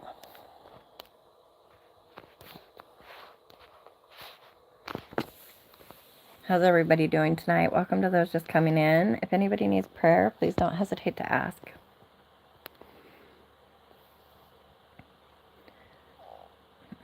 Hear this, all peoples. Give ear, all inhabitants of the world, both low and high, rich and poor together. My mouth will speak wisdom, and the meditation of my heart will be understanding. I will incline my ear to a proverb. I will express my riddle on the harp. Why should I fear in days of adversity, when the iniquity of my foes surrounds me, even those who trust in their wealth and boast in the abundance of their riches?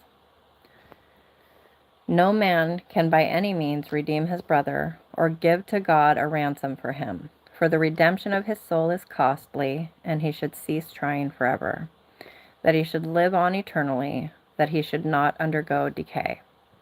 For he sees that even wise men die, the stupid and the senseless alike perish, and leave their wealth to others. Their inner thought is that their houses are forever, and their dwelling places to all generations. They have called their lands after their own names, but man in his pomp will not endure. He is like the beasts that perish. This is the way of those who are foolish, and of those after them who approve their words. Selah. As sheep they are appointed for Sheol. Death shall be their shepherd, and the upright shall rule over them in the morning, and their form shall be for Sheol to consume, so that they have no habitation. But God will redeem my soul from the power of Sheol, for he will receive me. Selah. Do not be afraid when a man becomes rich, when the glory of his house is increased. For when he dies, he will carry nothing away. His glory will not descend after him. Though while he lives, he congratulates himself, and though men praise you when you do well for yourself, he shall go to the generation of his fathers, and they will never see the light. Man in his pomp, yet without understanding, is like the beasts that perish. Reads a lot like Solomon. Okay, and I already forgot where we're going. 84 through 85.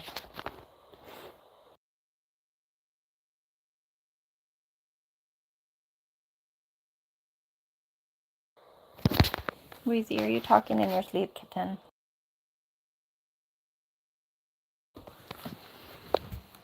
Oh, with you in here saying shalom and everything. Now I'm going to be nervous to read more of the Chronicles. Becats. You're going to hear me hashing the names. Okay. How lovely are your dwelling places, O Lord of hosts. My soul longed and even yearned for the courts of the Lord. My heart and my flesh sing for joy to the living God. The bird also has found a house, and the swallow a nest for herself, where she may lay her young. Even your altars, O Lord of hosts, my King and my God. How blessed are those who dwell in your house. They are ever praising you, Selah. How blessed is the man whose strength is in you, and whose heart are the highways to Zion. Passing through the valley of Baca, they made it a spring. The early rain also covers it with blessings. They go from strength to strength. Every one of them appears before God in Zion. O Lord God of hosts, hear my prayer. Give ear, O God of Jacob, Selah. Behold our shield, O God, and look upon the face of your anointed. For a day in your courts is better than 1,000 outside. my kitten just stretched her leg out and it popped out from behind my laptop screen and I jumped. That startled me. Okay, now I have to figure out where I was. I would rather stand at the threshold of the house of my God than dwell in the tents of wickedness. For the Lord God is a sun and shield. The Lord gives grace and glory. No good thing does he withhold from those who walk uprightly. O Lord of hosts, how blessed is the man who trusts in you. Trusts in you. I don't feel like that S was very apparent. 85 and then 87.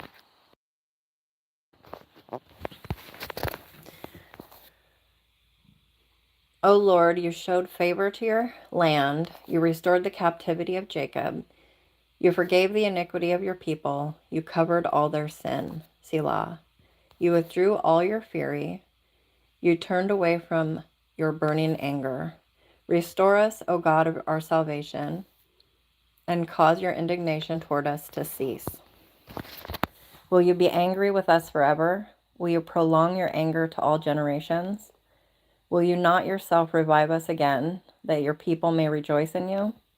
Show us your loving kindness, O Lord, and grant us your salvation. I will hear what God the Lord will say, for he will speak peace to his people, to his godly ones. But let them not turn back to folly.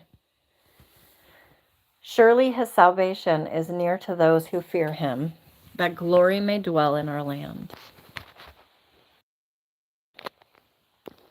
Loving kindness and truth have met together. Righteousness and peace have kissed each other.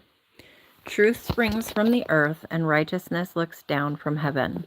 Indeed, the Lord will give what is good, and our land will yield its produce. Righteousness will go before him, and will make his footsteps into a way. And then we skip 86 and go to 87, right? Yep.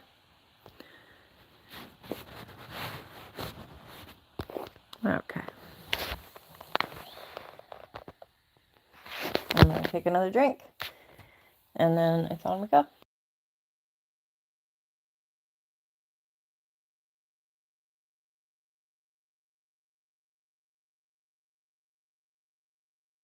Welcome to those just coming in. If you need prayer, please don't hesitate to ask.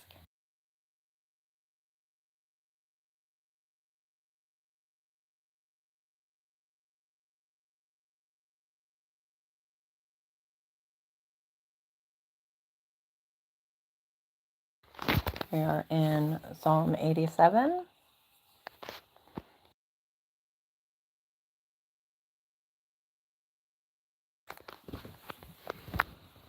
His foundation is in the holy mountains. The Lord loves the gates of Zion more than all the other dwelling places of Jacob.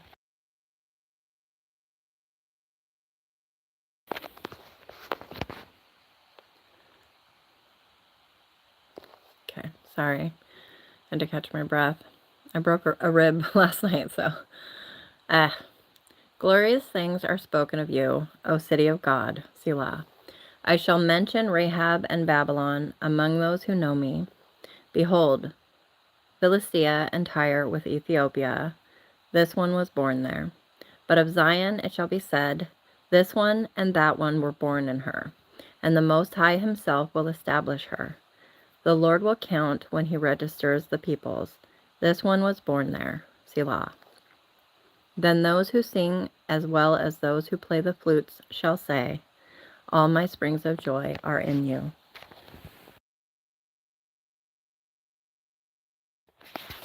And we're headed back into Chronicles 3 through 5. Okay. Are you guys ready to listen to me struggle some more?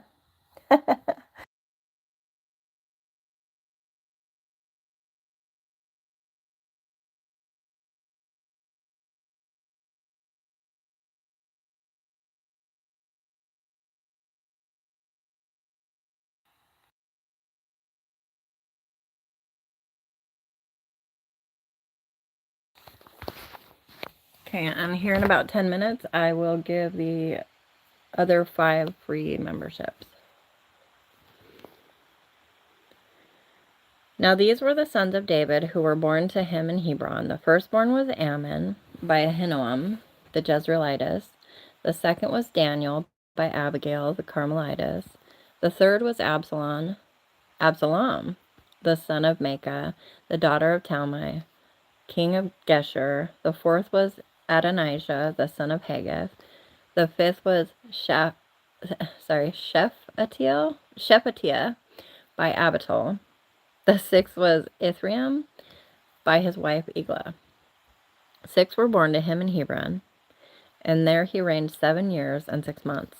And in Jerusalem he reigned 33 years. These were born to him in Jerusalem: Shimea, Shobab, Nathan, and Solomon. 4 by Bathshua, the daughter of Amiel, and Ibhar, Elishama, Eliphalet, Noga, Nepheg, and Japhia, Elishama, Eliada, and Eliphalet. 9. All these were the sons of David, besides the sons of the concubines, and Tamar was their sister. Now Solomon's son was Rehoboam, Abijah was his son, Asa his son, Jehoshaphat his son, Joram his son, Ahaziah his son, Joash his son, Amaziah his son, Azariah his son, Jotham his son, Ahaz his son, Hezekiah his son, Manasseh his son, Amon his son, Josiah his son. The sons of Josiah were Johanan the firstborn, and the second was Jehoiakim, the third Zedekiah, the fourth Shallum. The sons of Jehoiakim were Jeconiah his son, Zedekiah his son. The sons of Jeconiah the prisoner were Shealtiel his son, and are you making fun of me, kitten? And Malchram, Pedaiah, Shenazar, Jechemiah, Hoshama, and Nedabiah. The sons of Pedaiah were Zerubbabel and Shimei. The sons of Zerubbabel were Meshullam and Hananiah, and Shelemith was their sister. And Hashubah, Ohel, Berechiah, it always reminds me of, Barracuda, Hasadiah, and Jeshab-Hesed, 5. The sons of Hananiah were Pelatiah and Jeshaiah. The sons of Rephaiah, the sons of Arnan, the sons of Obadiah, the sons of Shechaniah. The descendants of Shechaniah were Shimei, and the sons of Shimei, Haddish, Egal, Beriah, Neriah, and Shaphat, 6. The sons of Neriah were Elionai, Hezekiah, and Azrikam. 3. The sons of Elionai were Hodaviah, Eliashib, Peliah, Achab, Johanan, Delaiah, and Anani. 7. Yeah. And that was chapter 3 of First Chronicles.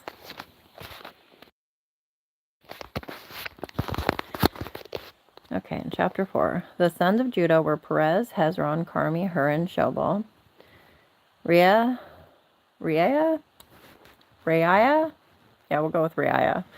The son of Shobal became the father of Johath, and Johath became the father of Ahumai and Lahad. These were the families of the Zorathites.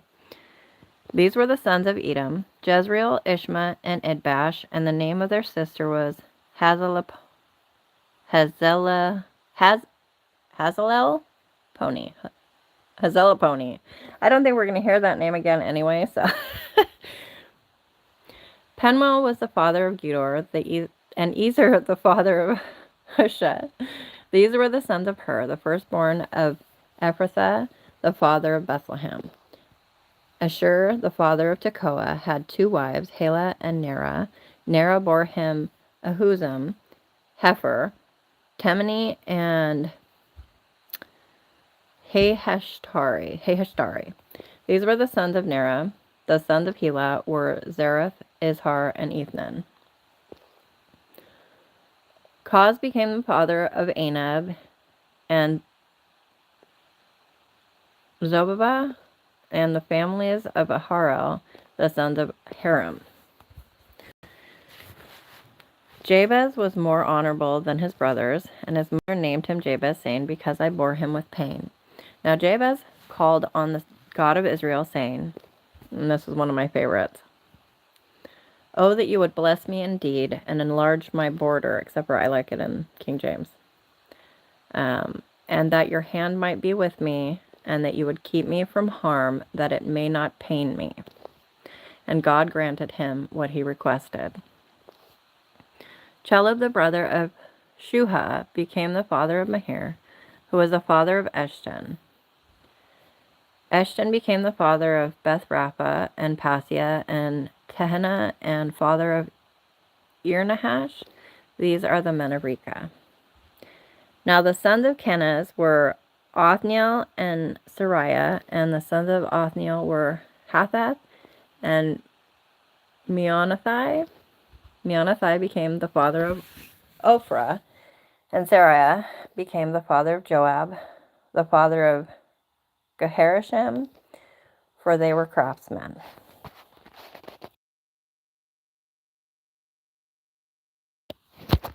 The sons of Caleb, the son of Jephunneh, were Eru, Elah, and Naam, and the son of Elah was Kenaz.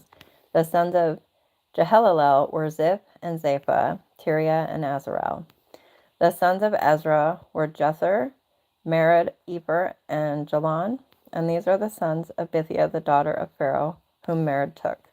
And she conceived and bore Miriam, Shammai, and Ishbah, the father of Eshtemoa. His Jewish wife bore Jared, the father of Gedor, Heber, the father of Soko, and Jekathiel, the father of Zanoah. The sons of the wife of Hodiah, the sister of Naham, were the fathers of Keilah the Garmite and Eshtemoa the Maachathite. The sons of Shimon were Anan and Rena, Benhanan and Tilon, and the sons of Ishi were Zoheth and Ben-Zoheth. The sons of Shelah, the sons of Judah, were the father of Leka, and Leda, the father of Marishah, and the families of the house of the linen workers at Beth Eshbiah.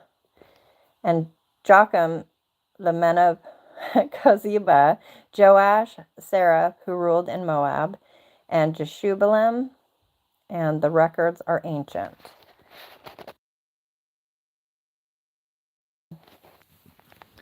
These were the potters and the inhabitants of Netam and Gedera. They lived there with the king for his work. The sons of Simeon were Nemuel and Jamin, Jerub, Zerah, and Shaul, Shalem his son, Mibsam his son, Mishma his son. The sons of Mishma were Hamuel his son, Zachar his son, Shimei his son.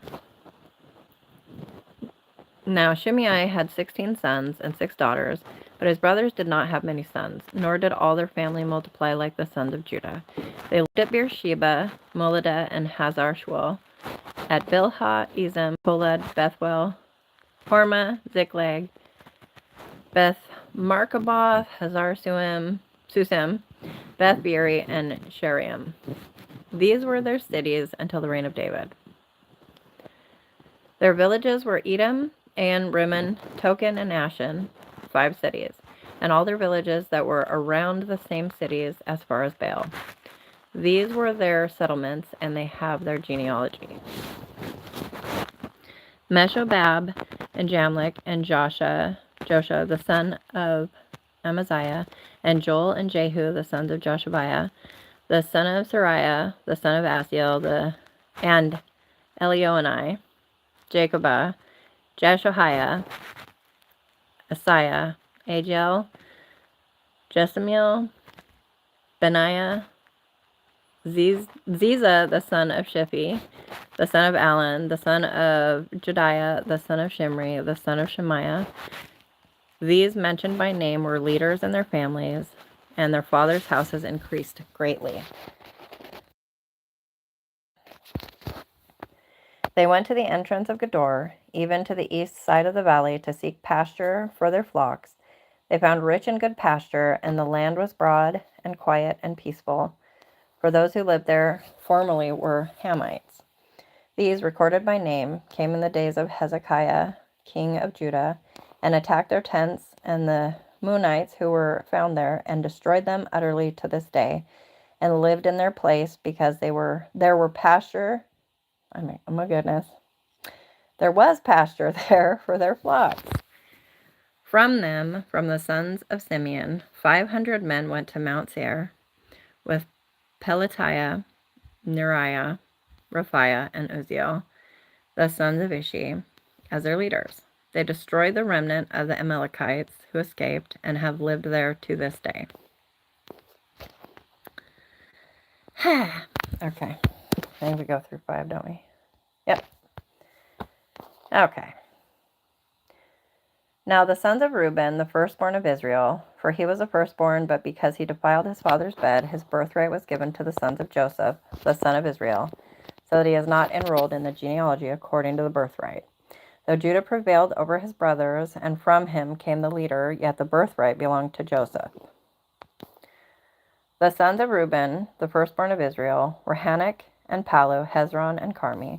The sons of Joel were Shemaiah his son, Gog his son, Shimei his son, Micah his son, Reiah his son, Baal his son, Bera his son, whom Tilgath-Pilneser, king of Assyria, carried away into exile. He was leader of the Reubenites. His kinsmen by their families in the genealogy of their generations were Jael the chief, then Zechariah, and Bela the son of Azaz, the son of Shema, the son of Joel, who lived in Auror, even to Nebo and Baal-meon. To the east he settled as far as the entrance of the wilderness from the river Euphrates, because their cattle had increased in the land of Gilead.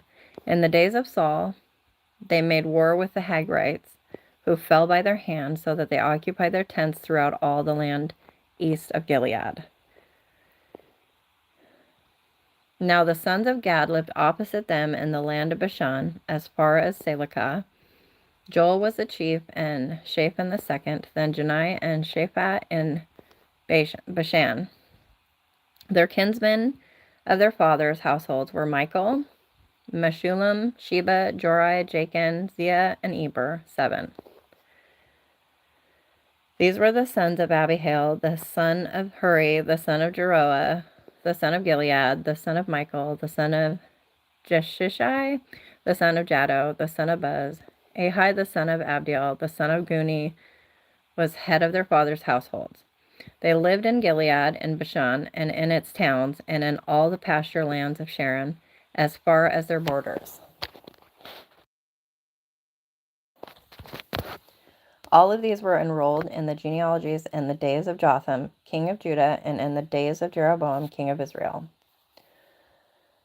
The sons of Reuben and the Gadites and the half-tribe of Manasseh, consisting of valiant men, men who bore shield and sword and shot with bow and were skillful in battle, were 44,760 who went to war.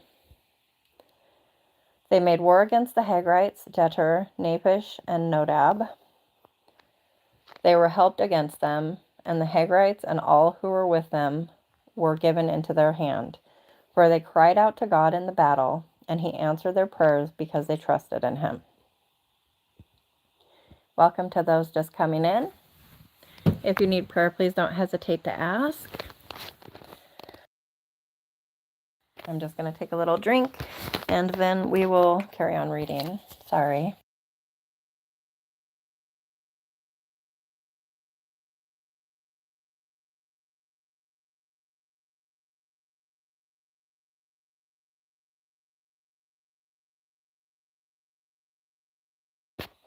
Okay. They took away their cattle, their 50,000 camels, 250,000 sheep, 2,000 donkeys, and 100,000 men. For many fell slain because the war was of God, and they settled in their place until the exile.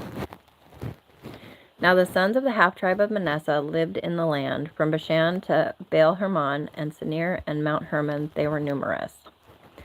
These were the heads of their fathers' households, even Epher, Ishi, Eliel, Azriel, Jeremiah, Hodaviah, and Jadiel, mighty men of valor, famous men, heads of their fathers' households. But they acted treacherously against the God of their fathers, and played the harlot after the gods of the peoples of the land, whom God had destroyed before them. So the God of Israel stirred up the spirit of Pul, king of Assyria, even the spirit of Tilgath-Pilneser, king of Assyria, and he carried them away into exile, namely the Reubenites, the Gadites, and the half-tribe of Manasseh, and brought them to Hala, Habor, Hera, and to the river of Gozan to this day. All right, we made it through another section. Are you needing prayer? Or are you praying for me? Because I'm sound like I need it.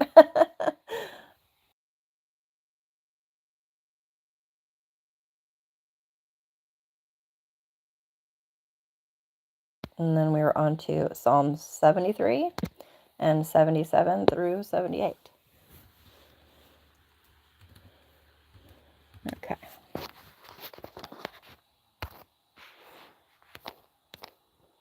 It's a relief to get back to Psalms after some Chronicles, isn't it? Have you guys read the Bible in chronological order before? I really enjoy it.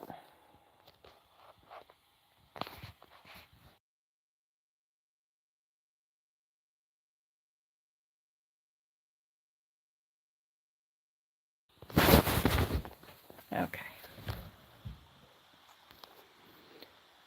Surely God is good to Israel, to those who are pure in heart. But as for me, my feet came close to stumbling. My steps had almost slipped, for I was envious of the arrogant as I saw the prosperity of the wicked. For there are no pains in their death, and their body is fat. That does tend to be hard sometimes, doesn't it? When it seems like they're living such a great life, or they're winning in all these different ways. It's hard not to think, wow, you know. But we know the end game, and we know where our treasure lies, and that even though our bodies may be broken and we might go through a lot here, we know that in the end we get to be with the Lord. Oh, welcome, Stoic. You have read it. Do you enjoy it? Obviously, if you're here listening to me, especially if you stuck through Chronicles, any of the begats. For there are no pains in their death, and their body is fat. They are not in trouble as other men, nor are they plagued like mankind. Therefore pride is their necklace. The garment of violence covers them. Their eye bulges from fatness. The imaginations of their heart run riot. They mock and wickedly speak of oppression. They speak from on high. They have set their mouth against the heavens, and their tongue parades through the earth. Therefore his people return to this place, and the waters of abundance are drunk by them. They say, how does God know? And is there knowledge with the Most High? Behold, these are the wicked, and always at ease. They have increased in wealth. Surely in vain I have kept my heart pure and washed my hands in innocence. For I have been stricken all day long and chastened every morning. If I had said, I will speak thus, behold, I would have betrayed the generation of your children. When I pondered to understand this, it was troublesome in my sight, until I came into the sanctuary of God. Then I perceived their end. Surely you set them in slippery places. You cast them down to destruction. How they are destroyed in a moment. They are utterly swept away by sudden terrors. Like a dream when one awakes. O Lord, when aroused, you will despise their form. When my heart was embittered, and I was pierced within, then I was senseless and ignorant. I was like a beast before you. Nevertheless, I am continually with you. You have taken hold of my right hand. With your counsel you will guide me, and afterward receive me to glory. Whom have I in heaven but you? And besides you, I desire nothing on earth. My flesh and my heart may fail, but God is the strength of my heart and my portion forever. Love that one. For behold, those who are far from you will perish. You have destroyed all those who are unfaithful to you. But as for me, the nearness of God is my good. I have made the Lord God my refuge, that I may tell of all your works. So good.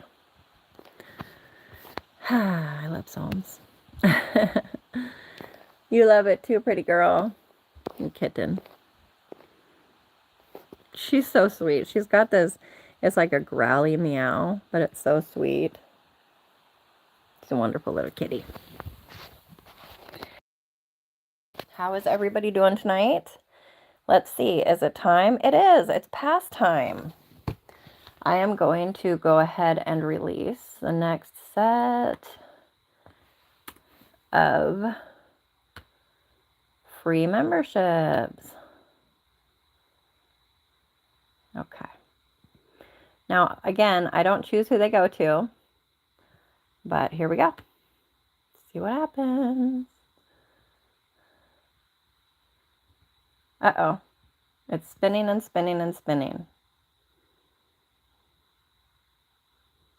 Oh, don't do this to me. Please don't do this to me.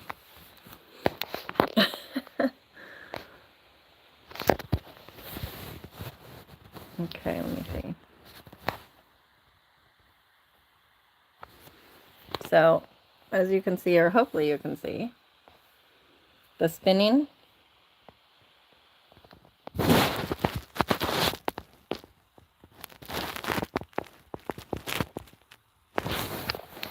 So I'm going to refresh, and hopefully it does what it's supposed to do. Get behind me, Satan. I mean, YouTube. Oh, goodness. I swear, always something. Oh, looks like it did it. Let's take a look and see who got.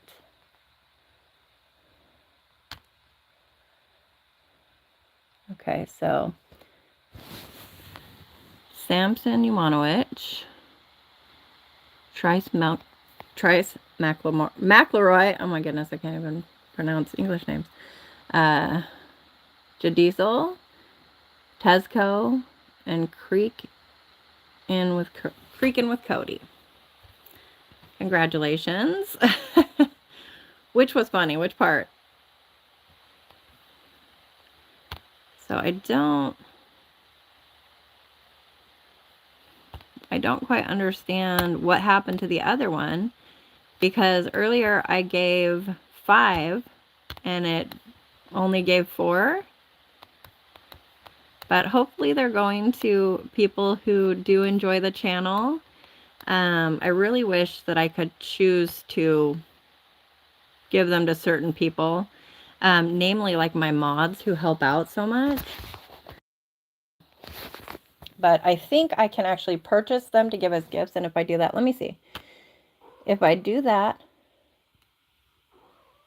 membership gifting. Okay, let's see. Yeah, I can buy memberships. Interesting though. It wants to charge me $6.99 even though my memberships are less than that. At any rate, you can buy 1 or 5 or 10. So I may do that at some point. Okay. Now we will get back to our reading as soon as I can figure out how to go back to that out of this screen. There we go. No. Nope, I closed the whole chat. Where's the chat? Here we go. And we're back.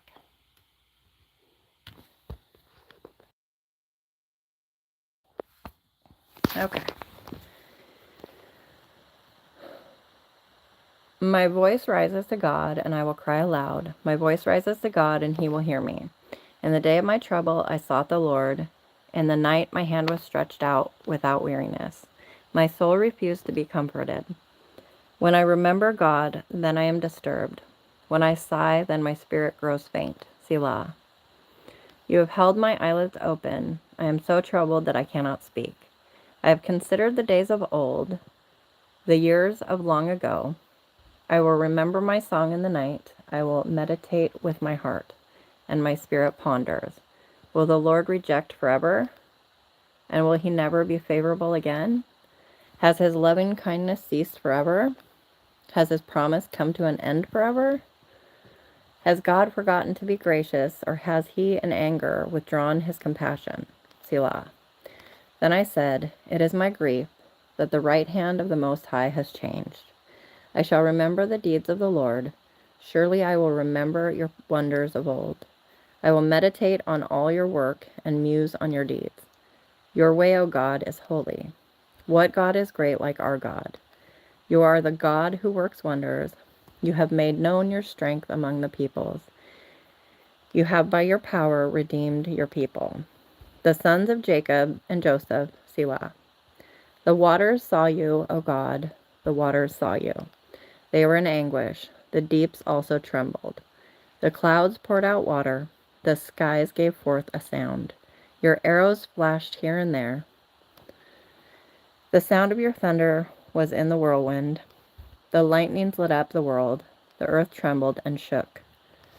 Your way was in the sea, and your paths in the mighty waters. And your footprints may not be known. You led your people like a flock by the hand of Moses and Aaron. And that was chapter 77 of Psalms.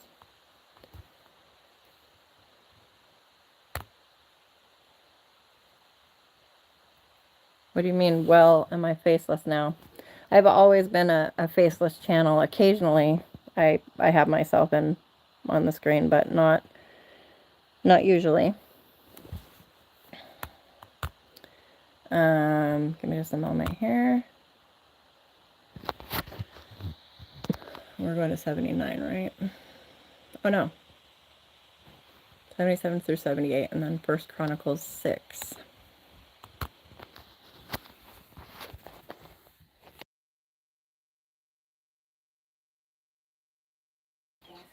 Welcome to those just coming in. If you need prayer, please don't hesitate to ask.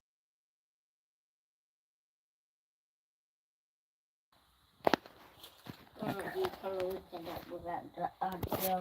What is it? Look. Oh yeah, I've seen those games where you have to catch your... Just look. Look. Keep looking. I'm looking. She's gonna catch her. She has a very long face, doesn't she? Why the long face? Okay. 1 Chronicles chapter 6.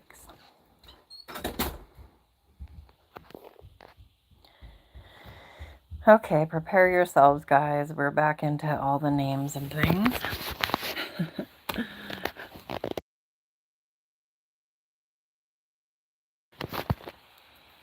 The sons of Levi were Gershon, Kohath, and Merari. The sons of Kohath were Amram, Izhar, Hebron, and Uzziel. The children of Amram were Aaron, Moses, and Miriam, and the sons of Aaron were Nadab, Abihu, Eleazar, and Ithamar. Eleazar became the father of Phinehas, and Phinehas became the father of Abishua, yeah. And Abishua became the father of Bucky, and Bucky became, I'm sure that's not the pronunciation, but I'm going with it, the father of Uzai, and Uzai became the father of Zerahiah, and Zerahiah became the father of Meroeth. Oh, I always hash that one. Meraioth. Meriah. We're going with that one. Meriah became the father of Amariah, and Amariah became the father of Ahitub, and Ahitub became the father of Zadok, and Zadok became the father of Ahimaaz, and Ahimaaz became the father of Azariah, and Azariah became the father of Johanan, and Johanan became the father of Azariah. It was he who served as a priest in the house which Solomon built in Jerusalem. I swear they prepared for this. They're like, okay, how far can we do names before we need to interject like a sentence to read? And Azariah became the father of Amariah, and Amariah became the father of Ahitub, and Ahitub became the father of Zadok, and Zadok became the father of Shallum, and Shallum became the father of Hilkiah, and Hilkiah became the father of Azariah, and Azariah became the father of Sariah, and Sariah became the father of Jehozadak, and Jehozadak went along when the Lord carried Judah and Jerusalem away into exile by Nebuchadnezzar. The sons of Levi were Gershom, Kohath, and Merari. These are the names of the sons of Gershom. I swear we read this one already. Libni and Shimei. The sons of Kohath were Amram, Ishhar, Hebron, and Uzziel. The sons of Merari were Mali and Mushi. And these are the families of the Levites according to their fathers' households. Of Gershom, Libni his son, Jahath his son, Zimmah his son, Joash his son, Iddo his son, Zerah his son, Jeatherai his son. The sons of Kohath were Aminadab his son, Korah his son, Asir his son, Elkanah his son, Ebiasaph his son, and Asir his son. Tahath his son, Uriel his son, Uzziah his son, and Shaul his son. The sons of Elkanah were Amasai and Ahimath. As for Elkanah, the sons of Elkanah were Zophai his son, and Nahath his son, Eliab his son, Jeroham his son, Elkanah his son. The sons of Samuel were Joel the firstborn, and Abijah the second. The sons of Merari were Libni his son, Shimei his son, Uzzah his son, Shimei his son, Haggai his son, Asaiah his son. Now these are those whom David appointed over the service of song in the house of the Lord after the ark rested there. They ministered with song before the tabernacle of the tent of meeting until Solomon had built the house of the Lord in Jerusalem. And they served in their office according to their order. These are those who served with their sons. From the sons of the Kohathites were Heman the singer, the son of Joel, the son of Samuel, the son of Elkanah, the son of Jeroham, the son of Eliel, the son of Toah, the son of Zeph, the son of Elkanah, the son of Mahath, the son of Amasai, the son of Elkanah, the son of Joel, the son of Azariah, the son of Zephaniah, the son of Tahath, the son of Asir, the son of Ebiasaph, the son of Korah, the son of Izhar, the son of Kohath, the son of Levi, the son of Israel. Okay. Heman's brother Asaph stood at his right hand, even Asaph, the son of Berechiah, the son of Shemaiah, the son of Michael, the son of Basia, the son of Malchijah, the son of Ethni, the son of Zerah, the son of Adiah, the son of Ethan, the son of Zimmah, the son of Shimei, the son of Jahath, the son of Gershom, the son of Levi. On the left hand were their kinsmen, the sons of Merari, Ethan the son of Kishi, the son of Abdi, the son of Malach, the son of Hashabiah, the son of Amaziah, the son of Hilkiah, the son of Amzi, the son of Bani, the son of Shemer, the son of Mali, the son of Mushi, the son of Merari, the son of Levi. Their kinsmen, the Levites, were appointed for all the service of the tabernacle of the house of God. But Aaron and his sons offered on the altar a burnt offering and on the altar of incense for all the work of the most holy place, and to make atonement for Israel, according to all that Moses, the servant of God, had commanded. These are the sons of Aaron: Eleazar his son, Phinehas his son, Abishua his son, Bucky his son, Uzi his son, Zerahiah his son, Mero. We were going with a different one. We're going with Moriah his son, Amariah his son, Ahitub his son, Zadok his son, Ahimaaz his son. Now these are their settlements according to their camps within their borders, to the sons of Aaron of the families of the Kohathites, for there was the first lot. To them they gave Hebron in the land of Judah and its pasture lands around it. But the fields of the city and its villages they gave to Caleb the son of Jephunneh. The sons of Aaron they gave the following cities of refuge: Hebron, Libnah, also with its pasture lands, Jatir, Eshtemoa with its pasture lands, Highland with its pasture lands, Debir with its pasture lands, Ashan with its pasture lands, and Beth Shemesh with its pasture lands. And give me just a moment.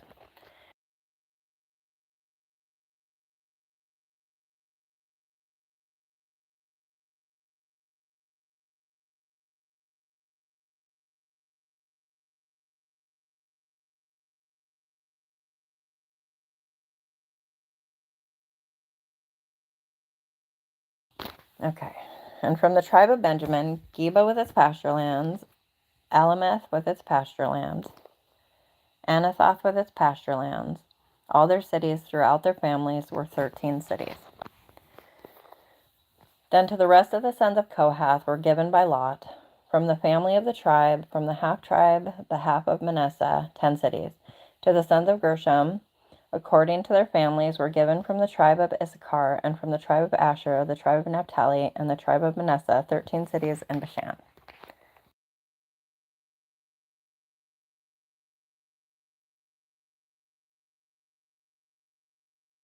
Okay. To the sons of Merari were given by lot, according to their families, from the tribe of Reuben, the tribe of Gad, and the tribe of Zebulun, 12 cities. So the sons of Israel gave to the Levites the cities with their pasture lands. They gave by lot from the tribe of the sons of Judah, the tribe of the sons of Simeon, and the tribe of the sons of Benjamin. These cities were which are mentioned by name.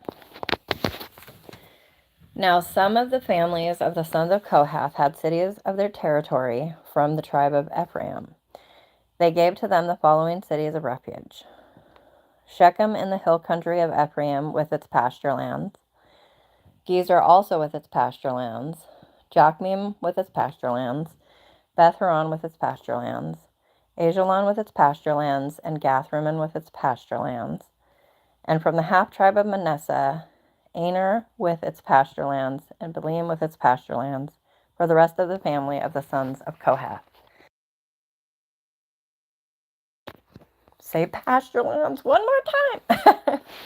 Okay, to the sons of Gershom were given, from the family of the half tribe of Manasseh, Golan and Bashan with its pasture lands, and Ashtaroth with its pasture lands, and from the tribe of Issachar, Kadesh with its pasture lands, Daberath with its pasture lands, and Ramoth with its pasture lands, Anam with its pasture lands, and from the tribe of Asher, Mishal with its pasture lands, Abdon with its pasture lands, Hukkok with its pasture lands, and Rahab with its pasture lands.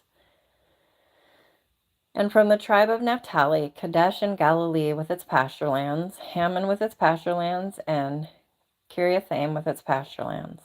To the rest of the Levites, the sons of Merari, were given, from the tribe of Zebulun, Ramono with its pasture lands, Tabor with its pasture lands, and beyond the Jordan at Jericho, on the east side of the Jordan, were given them.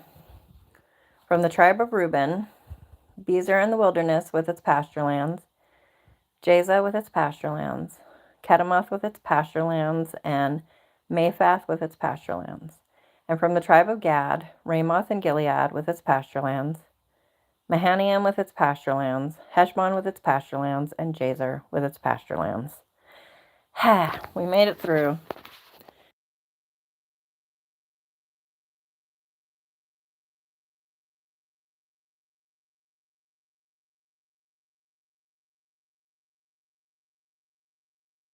Yay, back to Psalms. You know what? I switched screens and I already forgot which one.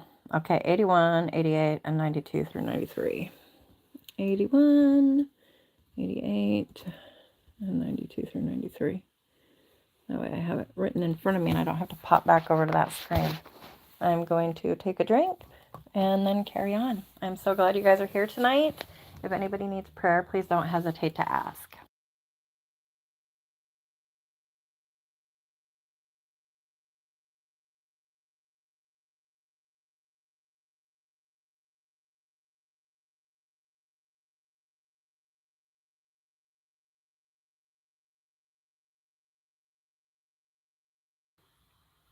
Okay. Now we can get back into Psalms. Praise the Lord. I really think the all of the genealogy and stuff, the begats, and I think it's to teach us patience, because it definitely takes some to read it. I think a lot of people just don't bother, but it's kind of interesting, especially when reading it in chronological order, to kind of put together what you're seeing.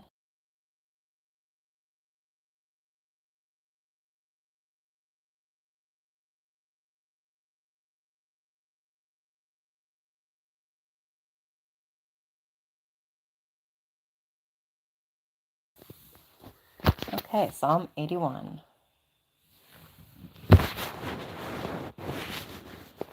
A psalm of Asaph. Sing for joy to God our strength. Shout joyfully to the God of Jacob. Yes, each name does mean something. So true. Have you ever seen that? Oh, what is it? Where they go with the letters of something and they end up spelling like they spell out a message. I don't know exactly how true it is, but it's really interesting. Sing for joy to God our strength. Shout joyfully to the God of Jacob. Raise a song, strike the timbrel, the sweet-sounding lyre with the harp. Blow the trumpet at the new moon, at the full moon on our feast day. For it is a statute for Israel, an ordinance of the God of Jacob. He established it for a testimony in Joseph when he went throughout the land of Egypt. I heard a language that I did not know. I relieved his shoulder of the burden. His hands were freed from the basket. You called in trouble, and I rescued you. I answered you in the hiding place of thunder. I proved you at the waters of Meribah, Selah. Hear, O my people, and I will admonish you. O Israel, if you would listen to me. Let there be no strange god among you, nor shall you worship any foreign god. I, the Lord, am your God, who brought you up from the land of Egypt. Open your mouth wide, and I will fill it. But my people did not listen to my voice, and Israel did not obey me. So I gave them over to the stubbornness of their heart, to walk in their own devices. Oh, that my people would listen to me, that Israel would walk in my ways. I would quickly subdue their enemies and turn my hand against their adversaries. Those who hate the Lord would pretend obedience to him, and their time of punishment would be forever.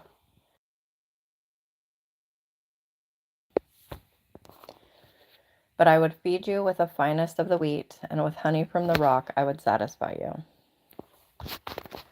That was chapter 81 of Psalms. We're going to go to 88. Oh, give me just a moment. My son is in here.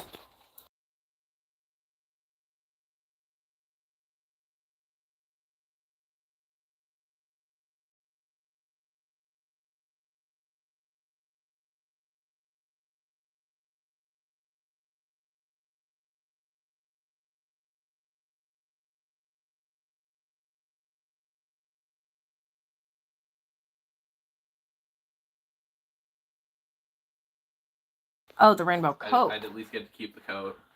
Oh, I don't know. Avery and the coat of many colors. You know, one year for Hallelujah night when I was a kid, my mom dressed me up as Mary. I had this blue robe and this white and blue thing on my head, and my brother had the coat of many colors. I'm telling you, he was no Joseph. Okay. So, yes, please, tea. My boys are good to me. And they're entertaining.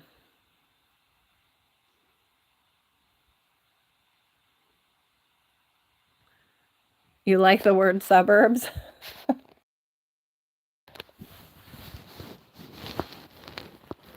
I think you're poking fun at me. And that's okay. I'm poking fun at myself, honestly. Oh, James, I can't believe you didn't get one of the free gifts. It's interesting, though, because they say that they prioritize people who are active and who have been around for a long time. And so it kind of shows, because I'm always saying that a lot of people really just prefer to listen to me in the background while they're sleeping or going about their day. So it's really interesting to see that most of them are people that have never even spoken in here. Okay.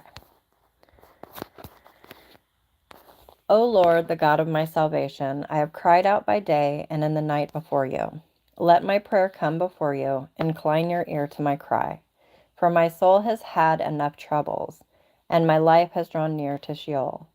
I am reckoned among those who go down to the pit. I have become like a man without strength, forsaken among the dead, like the slain who lie in the grave, whom you remember no more, and they are cut off from your hand. You have put me in the lowest pit, in dark places in the depths.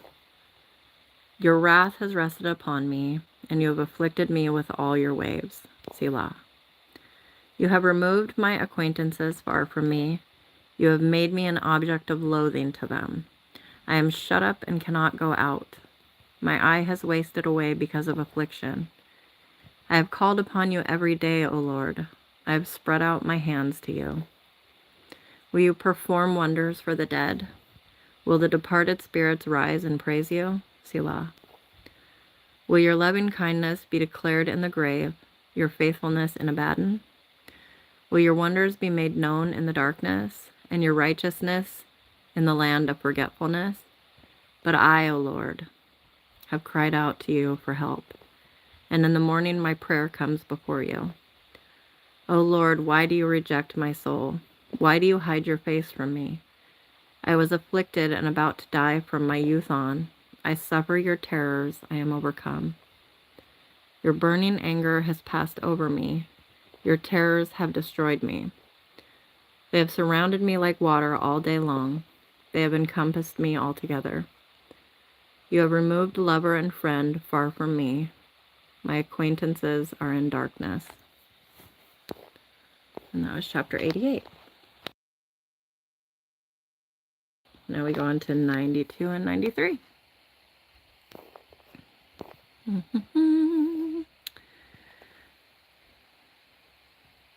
How's everybody doing tonight?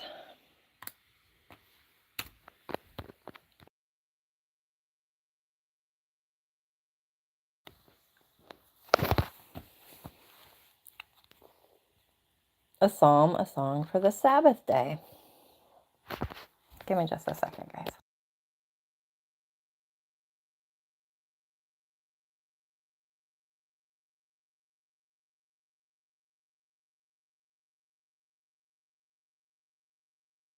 Okay. It is good to give thanks to the Lord and to sing praises to your name, O Most High, to declare your loving kindness in the morning and your faithfulness by night, with the 10-stringed lute and with the harp, with resounding music upon the lyre. For you, O Lord, have made me glad by what you have done. I will sing for joy at the works of your hands. How great are your works, O Lord! Your thoughts are very deep. A senseless man has no knowledge, nor does a stupid man understand this, that when the wicked sprouted up like grass, and all who did iniquity flourished, it was only that they might be destroyed forevermore. For you, O Lord, are on high forever. For behold your enemies, O Lord, for behold your enemies will perish. All who do iniquity all who do iniquity will be scattered. But you have exalted my horn like that of the wild ox.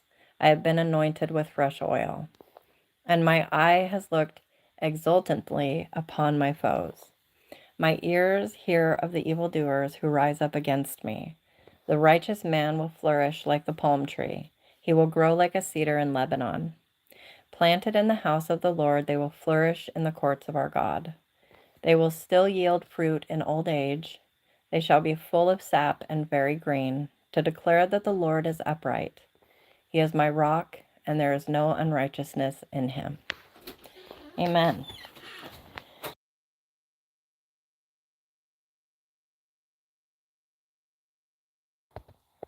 What kind of tea? Why does that look like grape drink? What? Oh, chai? Oh, so I'm just tracking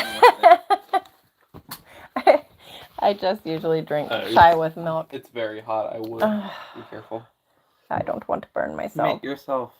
Did you really make tea in a lead crystal glass? Or whatever it is. Lead crystal. Lead crystal. Yeah, that's way too hot.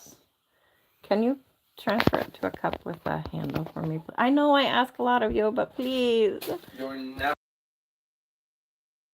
I can't believe. Okay. Okay. The majesty of the Lord. The Lord reigns. He is clothed with majesty. The Lord has clothed and girded himself with strength. Oh, you brought back a cup. How thoughtful of you. Why didn't I think of that? As opposed to the boiling hot lead crystal. Lead crystal furnace that was serving me tea in before. Oh, my word. Okay. Oh, thank you. Hang on, guys.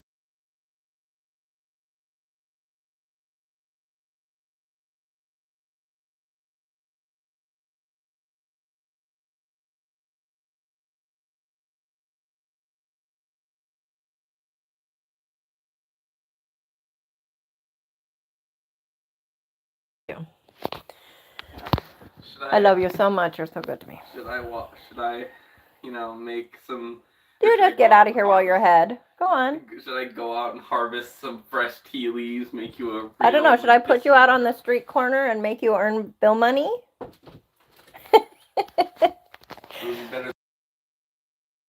Oh, it'd be better than this.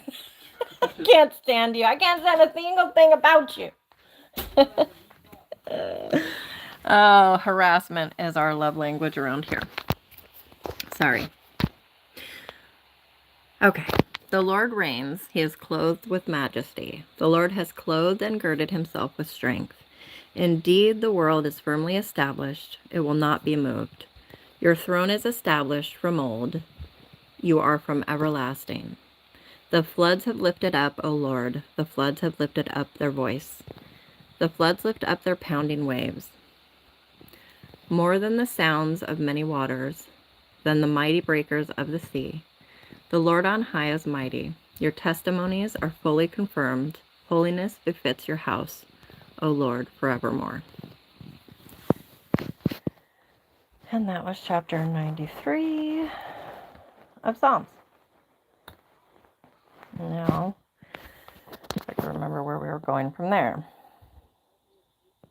Oh no, already back to Chronicles. Sorry, guys. It's an exciting night tonight, huh? Okay, so 1 Chronicles 7 through 10. All right.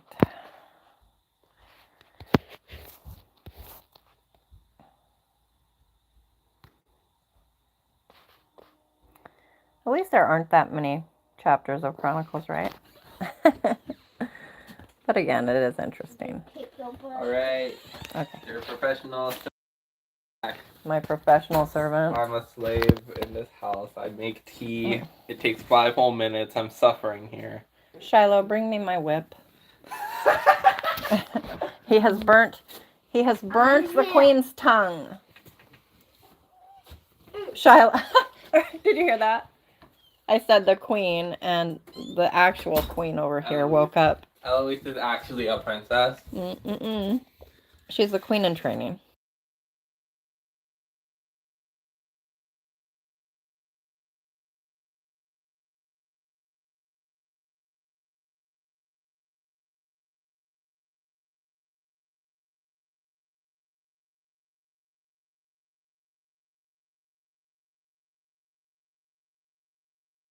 So, can you check the?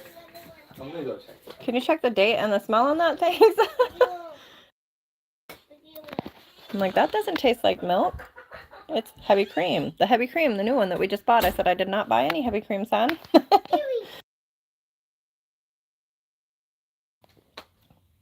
Oh, I'm afeared. The last thing Whoa! Oh, is that what you put on it?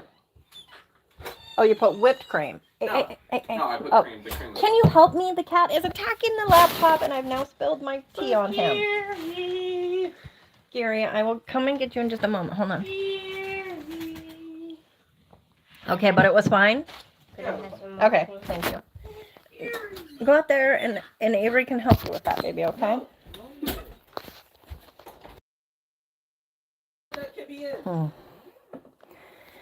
Pandemonium, I say.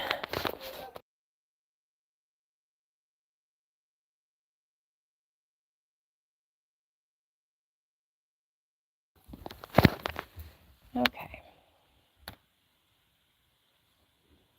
I'm going to refresh the chat real quick. Everybody's so quiet tonight. But maybe that's because it's Friday night and people aren't wanting to listen to Bible after their week or whatever the case may be. Or maybe they saw it was Chronicles and dipped out. Okay, now the son of Issachar were 4 sons. Messing up right out the gate on a normal word. Tola, Pua, Jashub, and Shimron. The sons of Tola were Uzai, Raphaiah, Jeriel, Jamai, Ibsam, and Samuel, heads of their fathers' households. The sons of Tola were mighty men of valor in their generations. Their number in the days of David was 22,600. The son of Uzai was Izrahiah, and the sons of Izrahiah were Michael, Obadiah, Joel, Ishiah. All 5 of them were chief men. With them by their generations according to their fathers' households were 36,000 troops of the army for war, for they had many wives and sons. Their relatives among all the families of Issachar were mighty men of valor enrolled by genealogy, in all 87,000. The sons of Benjamin were 3, Bela and Becher and Jediel. The sons of Bela were 5, Esbon, Uzai, Uziel, Jeremoth, and Eri. They were heads of fathers' households. They think one son is chasing the other son with the whipped cream can. So if you hear screaming, it's screams of joy. They were heads of fathers' households, mighty men of valor. Oh. Why is it in your hand? Okay, Goofy. Make sure you use your other hand to touch things on your way to the bathroom to wash it off after you finish consuming. And I hope your hands were clean to begin with, but I'm just going to say yes, they must have been.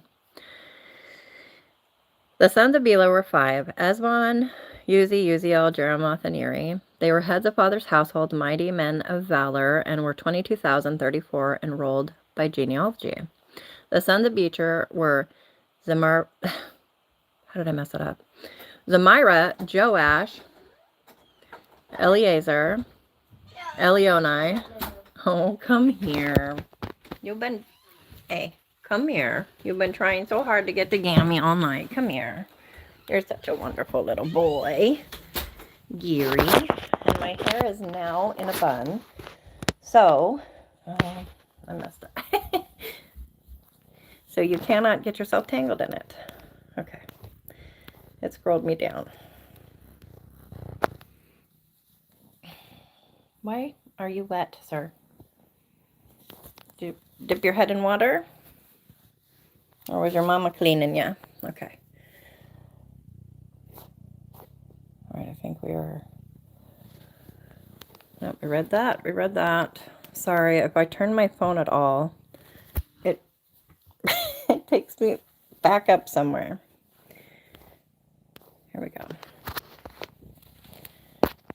The son of Jediel was Bilhan, and the sons of Bilhan were Jush, Benjamin, Ehud, Chenana, Zethan, Tarshish, and Ahishahar. I actually kind of like that one. But I really like Hezekiah and Hezekiah and stuff like that. Okay. All these were sons of Jediel, according to the heads of their fathers' households, 17,200 mighty men of valor who were ready to go out with the army to war. And please enjoy some wonderful purring from Bagheera. Shuppim and Huppim were the sons of Ur. Hushim was the son of Aher. The sons of Naphtali were Jazzy. I wonder if they had a lot of nicknames. Guni, Jezer, and Shalem, the sons of Bilhah.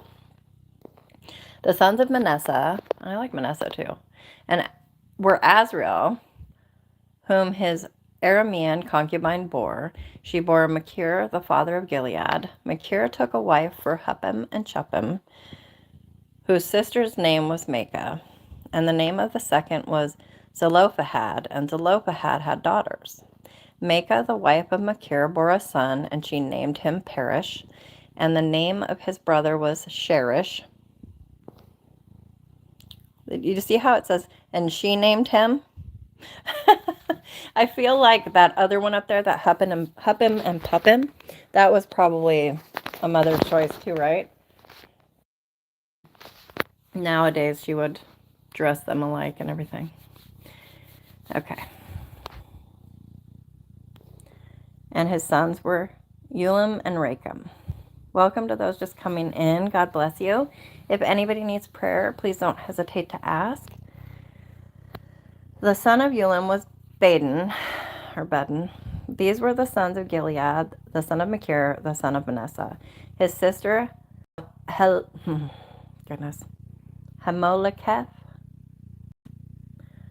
bore Ishbod and Abiezer and Mala. The sons of Shemida were Ahian and Shechem and Likai and Anam. The sons of Ephraim were Shethalah and Bered his son, Tahath his son, Eliada his son, Tahath his son, Zabad his son, Shethalah his son, and Ezer and Eliad. Or Eliad, I don't know. Women, goodness. Okay. Breathe. Hey, kitten. Maybe if you weren't clawing all over me. Whom the men of Gath were born in the land killed, because they came down to take their livestock. Their father Ephraim mourned many days, and his relatives came to comfort him. Then he went in to his wife, and she conceived and bore a son, and he named him Beriah, because misfortune had come upon his house. His daughter was Shira, who built lower and upper Beth-horon, also Uzzenshira. Repha was his son, along with Rashab, Telah his son, Tahan his son, Laden his son, Ammihud his son, Elishama his son, Non his son, and Joshua his son. Goodness. Their possessions and settlements were Bethel and its towns, and to the east Naran, and to the west Gezer with its towns, and Shechem with its towns, as far as Ai with its towns, and along the borders of the sons of Manasseh, Bethshean with its towns, Taanach with its towns, Megiddo with its towns, Dor with its towns. In these lived the sons of Joseph, the son of Israel. The sons of Asher were Imnah, Ishva, Ishvi, and Beriah, and Sarah, his sister. Or that might be like Serah. The sons of Beriah were Heber and Malchiel, who was father of Birzaph. Heber became the father of Japlet, Shomer and Hotham, and Shua their sister. The sons of Japlet were Pasek, Bimal, and Ashvath. These were the sons of Japlet. The sons of Shemar were Ahi and Roga, Jehubbah, and Aram. The sons of his brother Helam were Jophah, Imnah, Shelesh, and Amal. Hang on a second. I'm gonna stand up and just kind of shake the sillies out or something. I think when you're reading out loud for so long or staring at a screen for so long, there just comes a time when your brain just stops processing properly.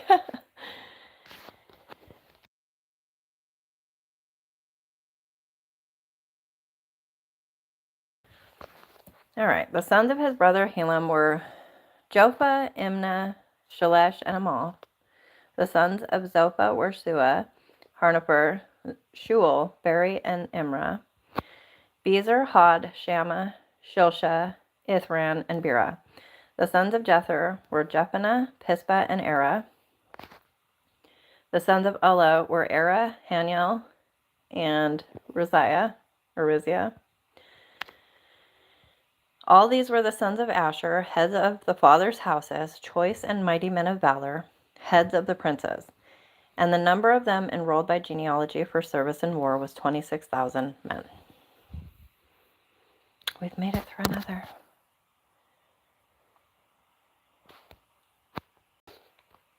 Okay. Oh, we're reading 7 through 10. You guys are so lucky.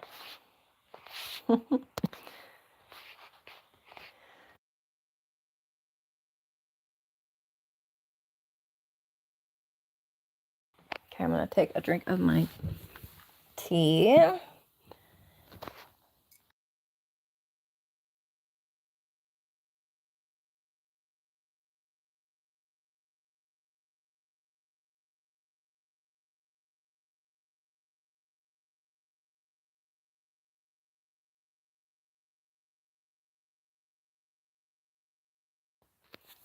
Okay.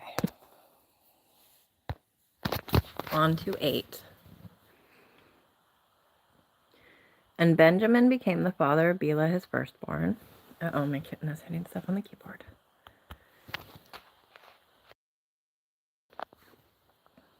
Ashbel the second, Ahara the third, Nohah the fourth, and Rapha the fifth. Bela had sons, Adar, Gera, and Abihed, Abishua, Naaman, Ahoah, Gera, Shaphupan, and Huram. I shouldn't make fun. It's just my pronunciation that I'm teasing about, not the actual names. Hey, Nellie. How are you? Good some time of day. Yes, here it is almost 1:30. You came in just in time to make fun of me reading Chronicles. Well, I'm okay for the most part. Still short of breath and broke a rib in my sleep last night, but I'm good. I'm fine. We're fine. This is fine. Okay. These are the sons of Ehud. These are the heads of fathers' households of the inhabitants of Geba, and they carried them into exile to Manahath, namely Naaman, Ahijah, and Gera. He carried them into exile, and he became the father of Uzzah and Ahihud.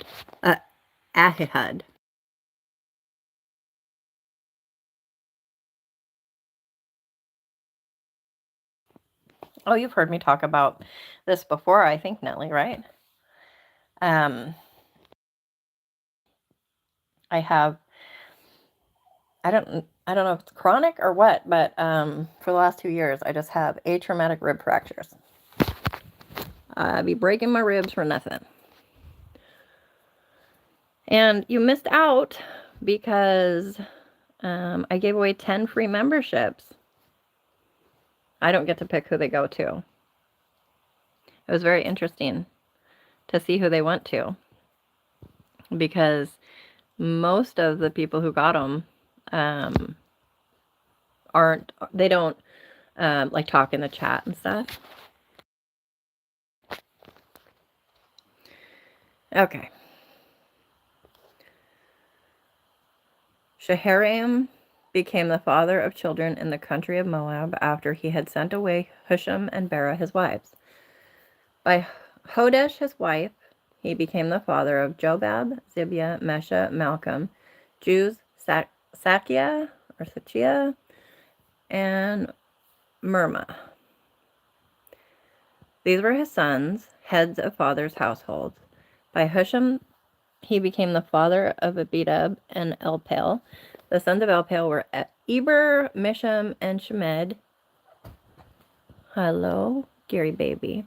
Who built Ono and Lod with its towns. And Beriah and Shema, who were heads of fathers' household of the inhabitants of Ajalon, who put to flight the inhabitants of Gath, and Ahio, Shashak, and Jeremoth. Zebediah, Arad, Eder, Michael, Ishba, and Joha were the sons of Beriah. Zebediah, Meshullam, Hizkai, Heber, Ishmerai, Isliah, and Jobab were the sons of Elpal. Jacob, Zikri, Zabdi, Eleni, Zilithai, Eliel, Adai. We'll just go with Adai. Beriah and Shimrath were the sons of Shimei. Ishpan, Eber, Eliel, Abdon, Zikri, Hanan, Hananiah, Elam, Athothijah, Ifdea, and Penuel were the sons of Shashak. And I always want to say Shawshank.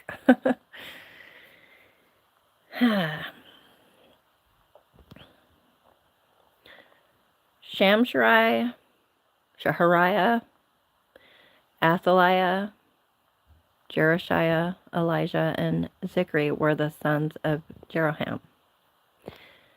These were heads of the fathers' households according to their generations, chief men who lived in Jerusalem. Now in Gibeon, Jael, the father of Gibeon, lived, and his wife's name was Maacah, and his firstborn son was Abdon, then Zur, Kish, Baal, Nadab, Gedor, Ahio, and Zechar.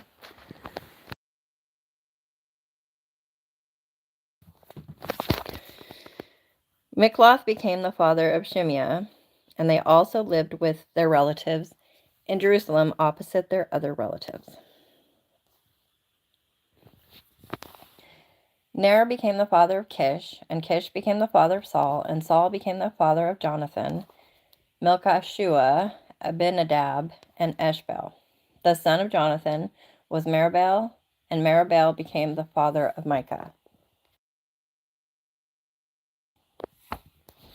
The sons of Micah were Pithon, Melech, Tereah, and Ahaz. Ahaz became the father of Jehoiada, and Jehoiada became the father of Elameth, Asmaveth, and Zimri became the father of Moza. Moza became the father of Biniah. Rapha was his son, Eleasa his son, Azel his son. Azel had 6 sons, and these were their names: Azrikam, Bakaru, Ishmael, Shariah, Obadiah, and Hanan. All these were the sons of Azel. The sons of Eshek, his brother, were Ulam, his firstborn, Jush the second, and Eliphalet the third. The sons of Ulam were mighty men of valor, archers, and had many sons and grandsons, 150 of them. All these were the sons of Benjamin. That was chapter 8.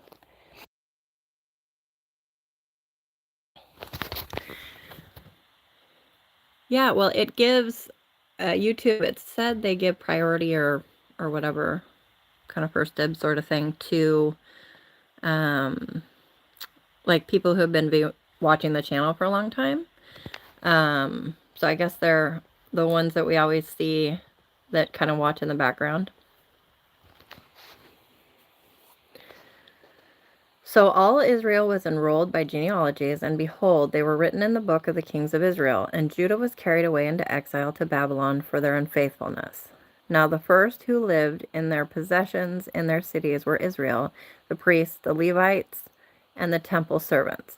Some of the sons of Judah, of the sons of Benjamin, and of the sons of Ephraim and Manasseh lived in Jerusalem. Uthai the son of Ammihud, the son of Omri, the son of Imri, the son of Bani, from the sons of Perez, the son of Judah. From the Shilonites were Asaiah, the firstborn, and his sons. From the sons of Zerah were Jeuel and their relatives, 690 of them. The sons of Benjamin were Salu, the son of Meshullam, the son of Hodaviah, the son of Hasanua, and Ibniah, the son of Jeroham, and Elah, the son of Uzai, the son of Mikri, and Meshullam, the son of Shephatiah, the son of Reuel, the son of Ibnijah, and their relatives, according to their generations, 956. All these were heads of fathers' households, according to their fathers' houses. From the priests were Jediah, Jehoiarib, Jachin, and Azariah, the son of Hilkiah, the son of Meshullam, the son of Zadok, the son of Mariah, the son of Ahitub, the chief officer of the house of God.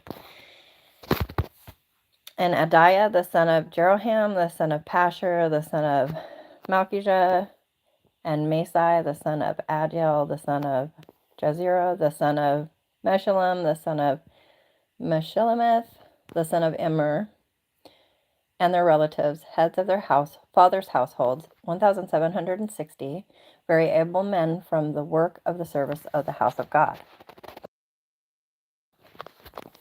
Of the Levites were Shemaiah, the son of Hashab, the son of Azrikam, the son of Hashabiah, of the sons of Merari, and Bakbakar, Haresh, and Galal, and Mattaniah, the sons of Micah, the son of Zikri, the son of Asaph, and Obadiah, the son of Shemaiah, the son of Galal, the son of Jeduthun, and Berechiah, the son of Asa, the son of Elkanah, who lived in the villages of the Netophathites.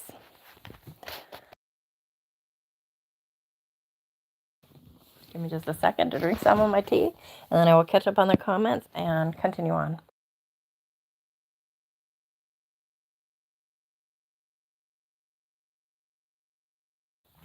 Actually, I just realized it's past time to take my medication. So I'll be doing that. You can listen to the ding, ding, ding. Okay, let me see what. You just washed off all your makeup? I bet that felt good.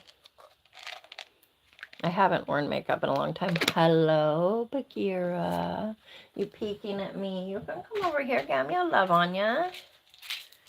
Striker, I'm so glad you're here again. How are you doing tonight?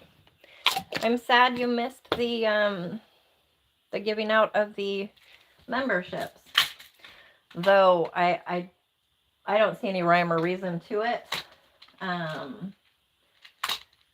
But it did happen. So we shall see. I suppose it'll be interesting to see if my members only shorts and videos and stuff go up in views, because as it stands, I only have one person who has a membership, and she is a delight. And even though I only have one, I still make sure that I do the members first, so she gets to see them before, not all videos, but she gets to see some videos first, and some videos only she gets to see. Because I want to show appreciation, which is why I was giving out the free memberships as well.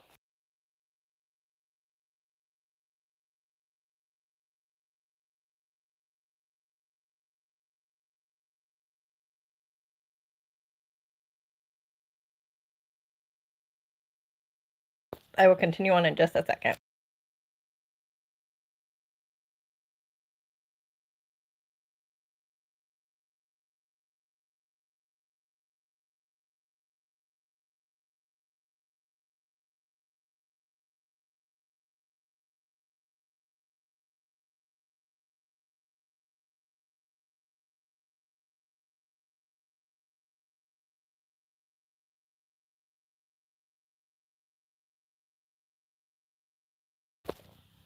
Did I unmute to cough a minute ago? I sound horrible right now coughing and clearing my throat because due to the broken rib, I have to do it this like certain ridiculous way that makes it just sound obnoxious. Because I'm trying to keep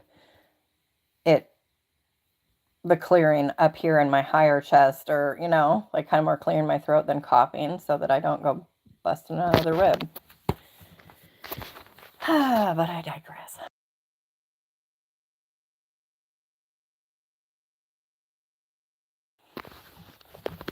So, I know it's Friday, or was Friday, but was it your Friday, Striker?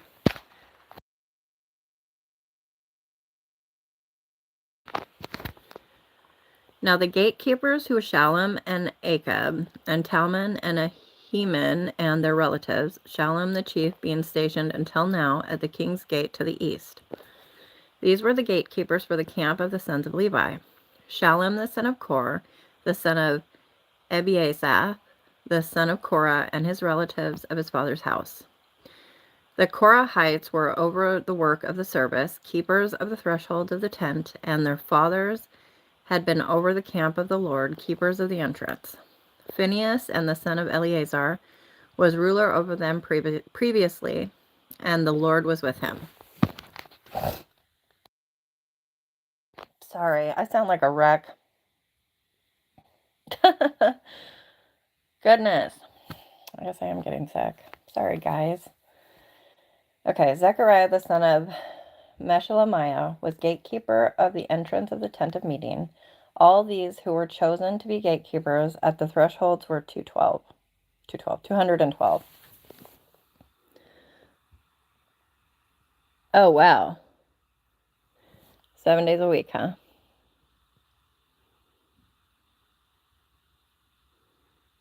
Of course I do need to mute. But I appreciate your grace.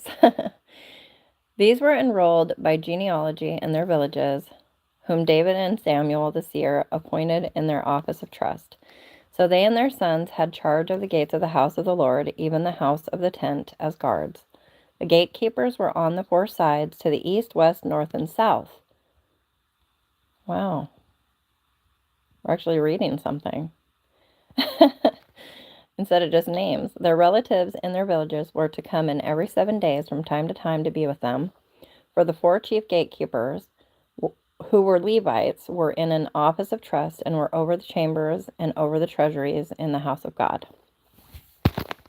I got your toe beans. They spent the night around the house of God because the watch was committed to them, and they were in charge of opening it morning by morning. Now some of them had charge of the utensils of service, for they counted them when they brought them in and when they took them out. Some of them also were appointed over the furniture and over all the utensils of the sanctuary and over the fine flour and the wine and the oil and the frankincense and the spices. Some of the sons of the priests prepared the mixing of the spices.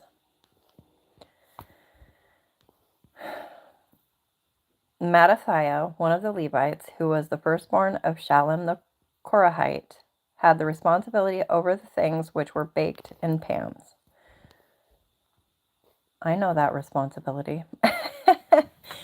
Not exactly, obviously, but actually, Kenneth made amazing cinnamon swirl bread today. So good. Some of their relatives of the sons of the Kohathites were over the showbread to prepare it every Sabbath.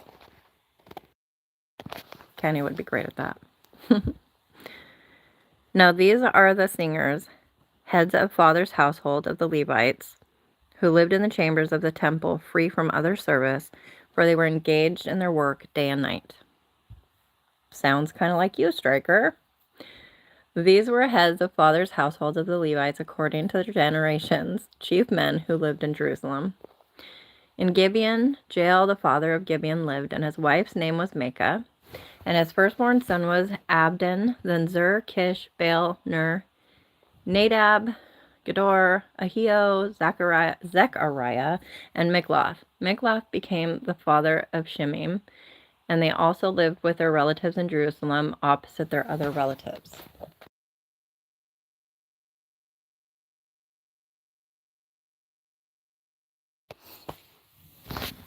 Ooh, a club potluck, huh? All right, did you have another one, or is that the one you were talking about from months ago?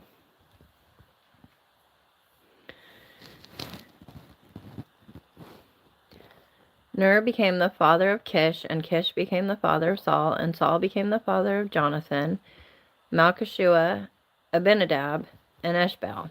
The son of Jonathan was Meribbaal, and Meribbaal became the father of Micah. The sons of Micah were Pithon, Melech, Tariah, and Ahaz. Ahaz became the father of Jerah, and Jerah became the father of Alameth, Asmaveth, and Zimri became the father of Mosa, and Mosa became the father of Beniah and Raphiah, his son, Elisa his son, Azel his son. Azel had 6 sons, whose names are these. Give me just a sec.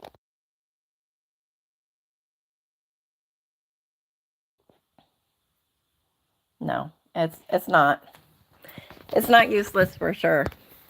In fact, I've had pretty high, for me, numbers of people that stick around and listen to the begats and stuff, even in other parts and other lives.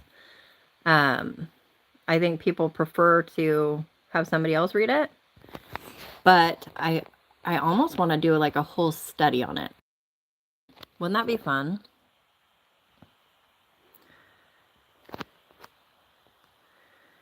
Okay. Where did it go? Okay. Azrikam, Bachuru, and Ishmael, and Shariah, and Obadiah, and Hanan. These were the sons of Azel. We are reading to 10, right? Let's check. Yes.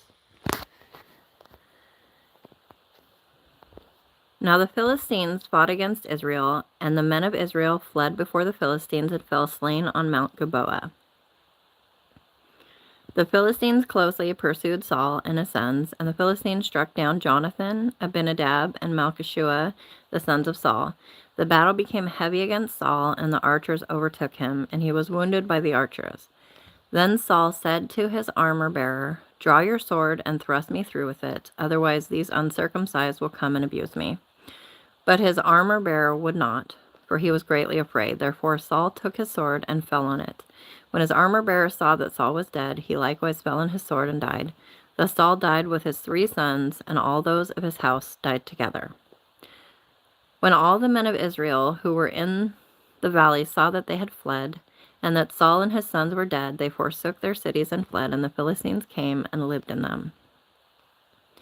It came about the next day, when the Philistines came to strip the slain, that they found Saul and his sons fallen on Mount Gilboa.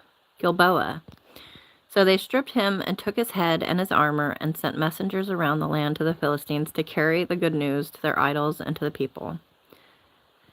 They put his armor in the house of their gods and fastened his head in the house of Dagon. When all Jabesh Gilead heard that the Philistines had done, heard all that the Philistines had done to Saul. I knew I missed something. All the valiant men arose and took away the body of Saul and the bodies of his sons and brought them to Jabesh, and they buried their bones under the oak in Jabesh and fasted 7 days. Welcome to those just coming in. God bless you. If anybody needs prayer, please don't hesitate to ask.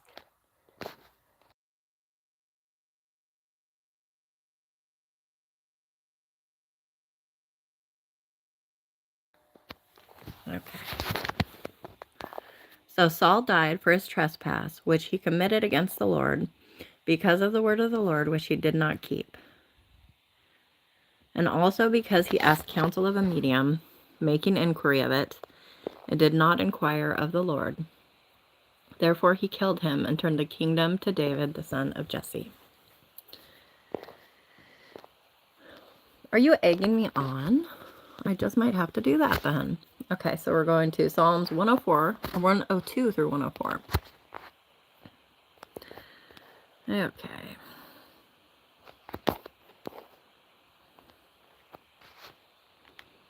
The Psalms are usually much more pleasant to listen to, huh?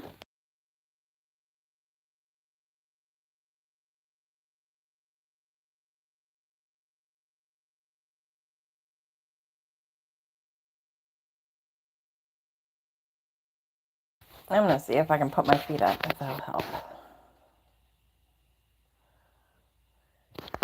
Okay. Prayer of an afflicted man for mercy on himself and on Zion. A prayer of the afflicted when he is faint and pours out his complaint before the Lord. It's going to sound a whole lot more poetic than when I pour my heart out before the Lord. What about y'all?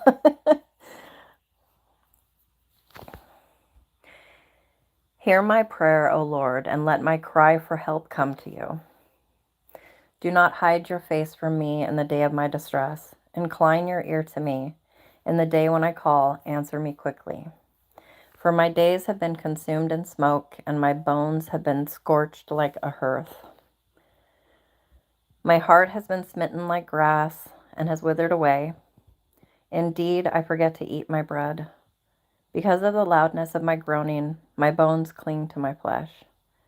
I resemble a pelican of the wilderness. I have become like an owl of the waste places. I lie awake. I have become like a lonely bird on a housetop. My enemies have reproached me all day long. Those who deride me have used my name as a curse, for I have eaten ashes like bread and mingled my drink with weeping, because of your indignation and your wrath, for you have lifted me up and cast me away. My days are like a lengthened shadow, and I wither away like grass. But you, O Lord, abide forever, and your name to all generations. You will arise and have compassion on Zion, for it is time to be gracious to her, for the appointed time has come. Surely your servants find pleasure in her stones, and feel pity for her dust. So the nations will fear the name of the Lord, and all the kings of the earth your glory. Put my feet down. Okay. For the Lord has built up Zion. He has appeared in his glory. He has regarded the prayer of the destitute and has not despised their prayer. This will be written for the generation to come, that a people yet to be created may praise the Lord. Amen. For he looked down from his holy height. From heaven the Lord gazed upon the earth, to hear the groaning of the prisoner, to set free those who were doomed to death, that men may tell of the name of the Lord in Zion and his praise in Jerusalem, when the peoples are gathered together and the kingdoms to serve the Lord. He has weakened my strength in the way. He has shortened my days. I say, O my God, do not take me away in the midst of my days. Your years are throughout all generations. Of old you founded the earth, and the heavens are the work of your hands. Even they will perish, but you endure, and all of them will wear out like a garment. Like clothing you will change them, and they will be changed. But you are the same, and your years will not come to an end. The children of your servants will continue, and their descendants will be established before you.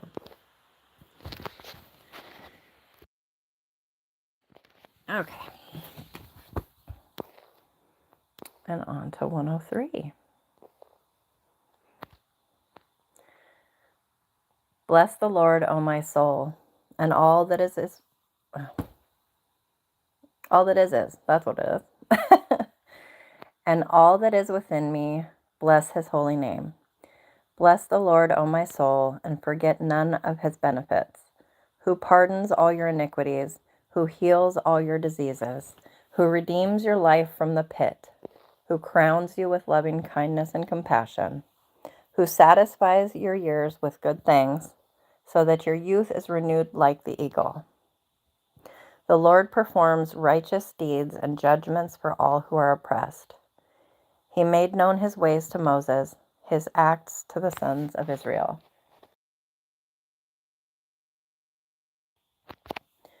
The Lord is compassionate and gracious, slow to anger and abounding in loving kindness.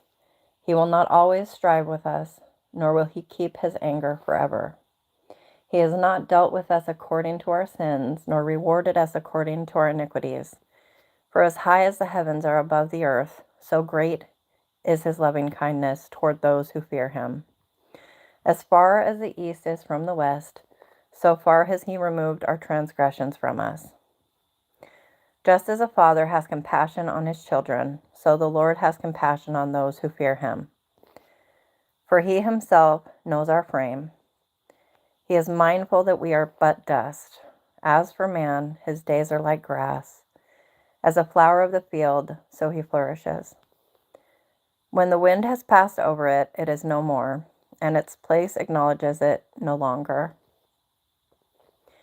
But the loving kindness of the Lord is from everlasting to everlasting on those who fear him, and his righteousness to children's children, to those who keep his covenant and remember his precepts to do them. The Lord has established his throne in the heavens, and his sovereignty rules over all.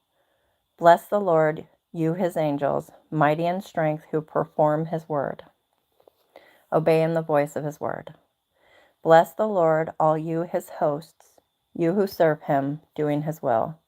Bless the Lord, all you works of his, in all places of his dominion. Bless the Lord, O my soul.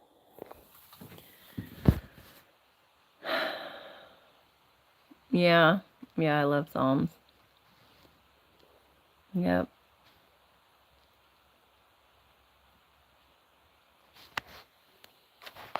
Truly. Are we reading? Yeah, we're reading 4. And then back to some Samuel. Okay. Just a second to drink some tea.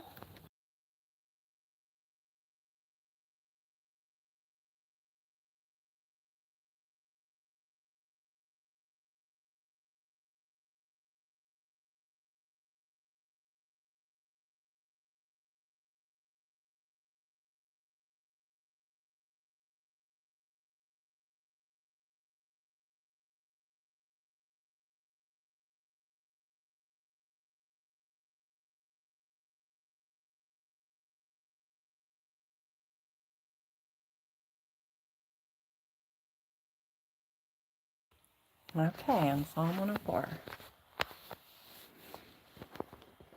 Bless the Lord, O my soul. O Lord my God, you are very great. You are clothed with splendor and majesty, covering yourself with light as with a cloak, stretching out heaven like a tent curtain.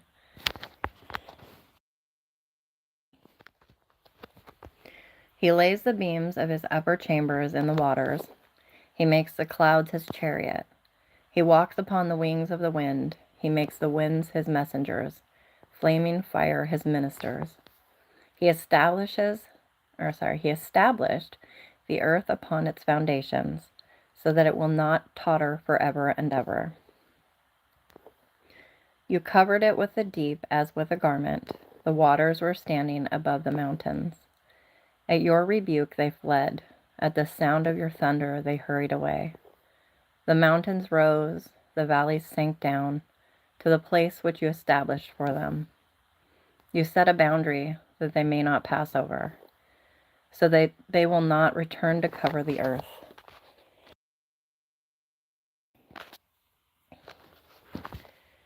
He sends forth springs in the valleys. They flow between the mountains. They give drink to every beast of the field. The wild donkeys quench their thirst. Beside them the birds of the heavens dwell. They lift up their voices among the branches. He waters the mountains from his upper chambers. The earth is satisfied with the fruit of his works. He causes the grass to grow for the cattle and vegetation for the labor of man, so that he may bring forth food from the earth and wine which makes man's heart glad, so that he may make his face glisten with oil and food which sustains man's heart. The trees of the Lord drink their fill, the cedars of Lebanon which he planted, where the birds build their nests and the stork whose home is the fir trees. The high mountains are for the wild goats, the cliffs are a refuge for the Shephanim. He made the moon for the seasons, the sun knows the place of its setting. You appoint darkness and it becomes night, in which all the beasts of the forest prowl about. The young lions roar after their prey and seek their food from God. When the sun rises, they withdraw and lie down in their dens. Man goes forth to his work and to his labor until evening. O Lord, how many are your works? In wisdom you have made them all. The earth is full of your possessions. There is the sea, great and broad, in which are swarms without number, animals both small and great. There the ships move along, and Leviathan, which you have formed to sport in it. They all wait for you, to give them their food in due season. You give to them, they gather it up. You open your hand, they are satisfied with good. You hide your face, they are dismayed. You take away their spirit, they expire and return to their dust. You send forth your spirit, they are created, and you renew the face of the ground. Let the glory of the Lord endure forever. Let the Lord be glad in his works. He looks at the earth and it trembles. He touches the mountains and they smoke. I will sing to the Lord as long as I live. I will sing praise to my God while I have my being. Let my meditation be pleasing to him. As for me, I shall be glad in the Lord. Let sinners be consumed from the earth, and let the wicked be no more. Bless the Lord, O my soul. Praise the Lord. And now we are headed back to First Chronicles. Oh, no. 2 Samuel 5. I knew we weren't headed back to Chronicles. How is everybody doing tonight? Yeah, I looked that up, Striker, a few nights ago.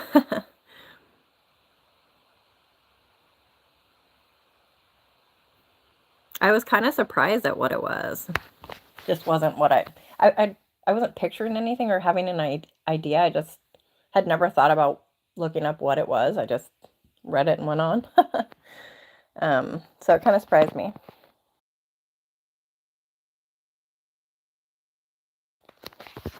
I'm gonna go forgetting already. I'm gonna go ahead and cross them off so I don't get confused again.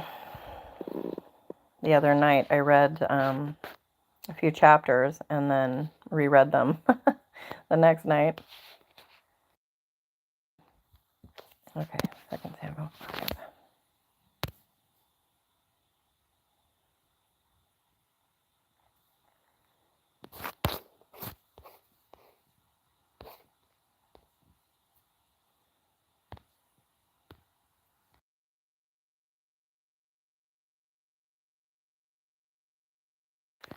Back to some good stuff. I mean, don't get me wrong. I love the Psalms, but I mean the good stuff of the storyline. Which the Psalms are part of. I guess I'm just talking out my behind or something here because that's why I love reading it in the chronological order, because you see in the Psalms the references to the other parts of the Bible, right? It's really interesting.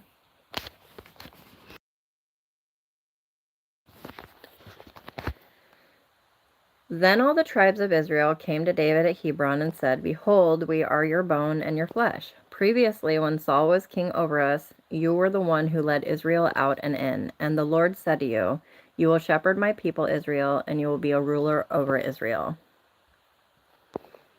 So all the elders of Israel came to the king of Hebron, and King David made a covenant with them before the Lord at Hebron. Then they anointed David king over Israel. David was 30 years old when he became king, and he reigned 40 years. At Hebron, he reigned over Judah 7 years and 6 months, and in Jerusalem, he reigned 33 years over all Israel and Judah.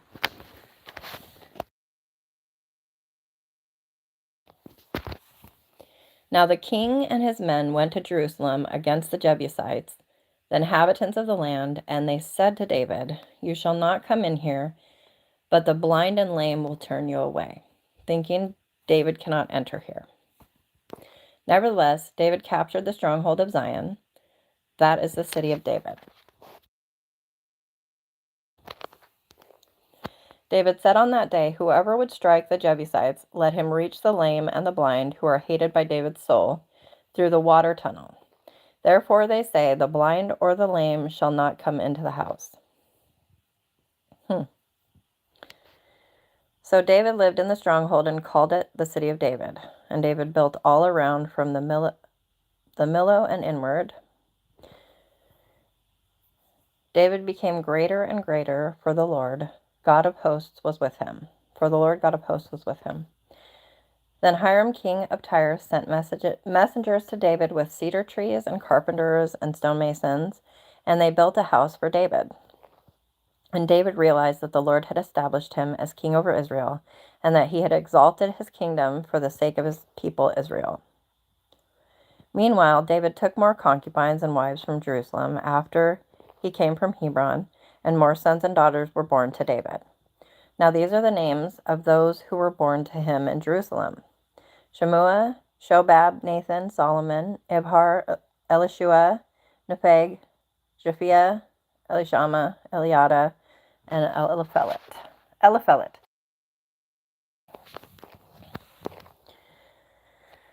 When the Philistines heard that they had anointed David king over Israel, all the Philistines went up to seek out David, and when David heard of it, he went down to the stronghold. Now the Philistines came and spread themselves out in the valley of Rephaim. Then David inquired of the Lord, saying, "Shall I go up against the Philistines? Will you give them into my hand?" And the Lord said to David, "Go up, for I will certainly give the Philistines into your hand." So David came to Baal Perazim and defeated them there, and he said, "The Lord has broken through my enemies before me like the breakthrough of waters." Therefore he named that place Baal Perazim. They abandoned their idols there, so David and his men carried them away. Now the Philistines came up once again and spread themselves out in the valley of Rephaim. When David inquired of the Lord, he said, "You shall not go directly up.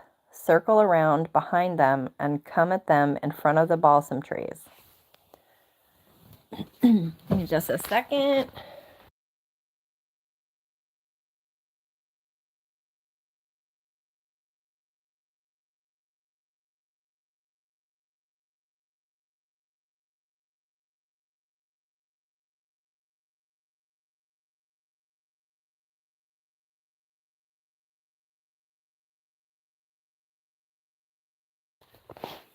I'm sorry, you found $1,000 Bible?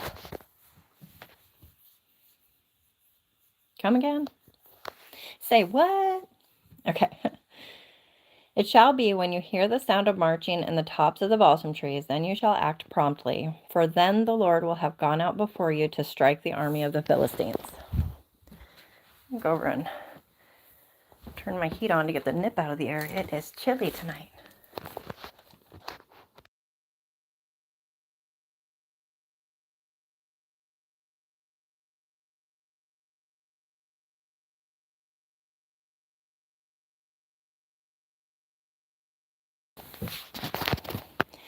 Then David did so, just as the Lord had commanded him, and struck down the Philistines from Geba as far as Gezer. Okay, I think we're going back into Chronicles. Yeah. 1 Chronicles 11 through 12.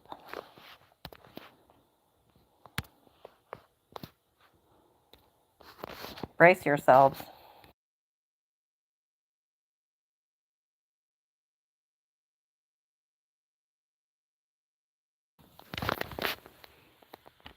Okay. Then all Israel gathered to David at Hebron and said, "Behold, we are your bone and your flesh." Wait, didn't we read that?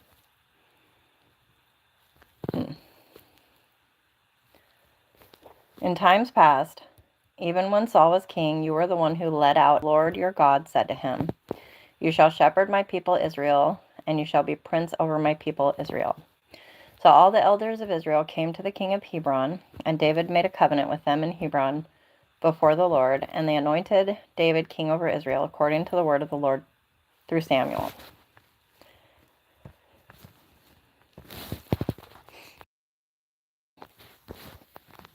Then David and all Israel went to Jerusalem, that is Jebus, and the Jebusites, the inhabitants of the land, were there. The inhabitants of Jebus said to David, "You shall not enter here. You shall not pass." Nevertheless, David captured the stronghold of Zion, that is the city of David. Now David had said, "Whoever strikes down a Jebusite first shall be chief and commander."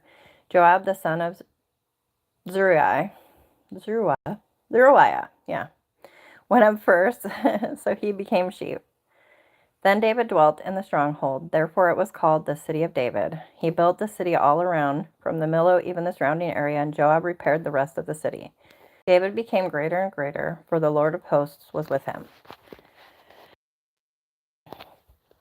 Now these are the heads of the mighty men whom David had, who gave him strong support in his kingdom, together with all Israel, to make him king, according to the word of the Lord concerning Israel. These constitute the list of the mighty men whom David had. Jashobeam, the son of a Hachmonite, the chief of the 30. He lifted up his spear against 300 whom he killed at one time. After him was Eleazar, the son of Dodo, the Ahohite, who was one of the 3 mighty men.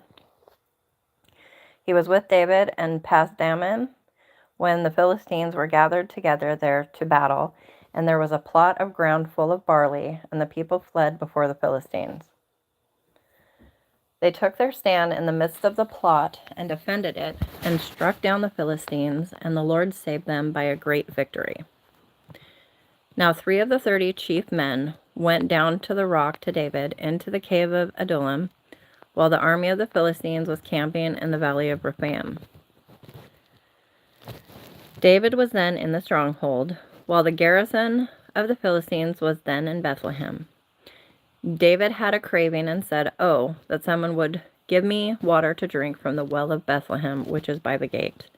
So the 3 broke through the camp of the Philistines and drew water from the well of Bethlehem, which was by the gate, and took it and brought it to David. Nevertheless, David would not drink it, but poured it out to the Lord. And he said, "Be it far from me before my God that I should do this. Shall I drink the blood of these men who went at the risk of their own lives, or of their lives? For at the risk of their lives they brought it." Therefore he would not drink it. These things the 3 mighty men did. As for Abishai, the brother of Joab, he was chief of the 30, and he swung his spear against 300 and killed them, and he had a name as well as the 30. Of the 3 in the second rank, he was the most honored and became their commander. However, he did not attain to the first 3. Benaiah, the son of Jehoiada, the son of valiant man of Kabzeel, mighty in deeds, struck down the 2 sons of Ariel of Moab. He also went down and killed a lion and set a pit on a snowy day. He killed an Egyptian, a man of great stature, 5 cubits tall. Now in the Egyptian's hand was a spear like a weaver's beam, but he went down to him with a club and snatched the spear from the Egyptian's hand and killed him with his own spear. These things Benaiah the son of Jehoiada did, and had a name as well as the 3 mighty men. Behold, he was honored among the 30, but he did not attain to the 3, and David appointed him over his guard. Now the mighty men of the armies were Asahel, the brother of Joab, Elhanan the son of Dodo of Bethlehem, Shammath the Hararite, Helez the Pelonite, Ira the son of Ikesh the Tekoite, Abiezar the Anathothite, Sibbecai the Hushathite, Eli the Ohite, Maharai the Netophathite, Heled the son of Bana the Netophathite, Ithai the son of Ribai of Gibeah of the sons of Benjamin, Benaiah the Pirathonite, Hirai of the brooks of Gaish, Abiel the Arbathite, Asmaveth the Bahuramite, Eliaba the Shelbanite, the sons of Hashem the Gizonite, Jonathan the son of Shagi the Hararite, Ahiam the son of Sakar the Hararite, Eliphal the son of Hefer the Macharathite, Ahijah the Pelonite, Hezro the Carmelite, Nerai the son of Ezbai, Joel the brother of Nathan, Mibar the son of Hagri, Zelek the Ammonite, Nahirai the Barathite, the armor bearer of Joab the son of Zeruiah, Ira the Ithrite, Gareb the Ithrite, Uriah the Hittite, Zabad the son of Ali, Adina the son of Shiza, the Reubenite, a chief of the Reubenites, and 30 with him. Hanan the son of Makah, and Joshaphat the Mithnite, Uzziah the Ashurathite, Shema and Jael the sons of Hotham the Ararite, Jediel the son of Shimri, and Joha his brother the Tizite, Eliel the Mahavite, and Jerobiah and Joshabiah the sons of Elnaim, and Ithma the Moabite, Eliel and Obed, and Jasiel the Mesobate. There we go. I think I got it. Whew. Wowee, huh? Oh, 11 through 12. That was 11. Yeah, okay. So we will carry on to 12 after I take a drink and catch my breath. 1 second, please.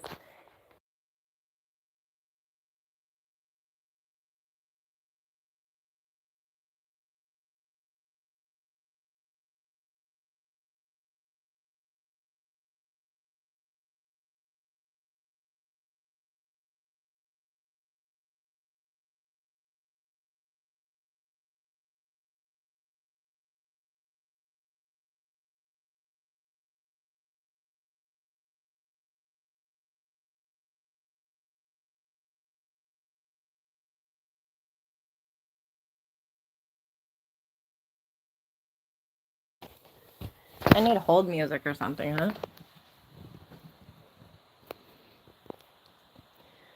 Now these are the ones who came to David at Ziklag, while he was still restricted because of Saul the son of Kish, and they were among the mighty men who helped him in war. Just a second real quick, I need to refresh my laptop.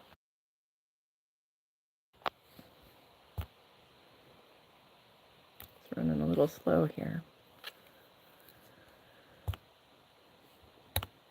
There we go. You got some water, huh?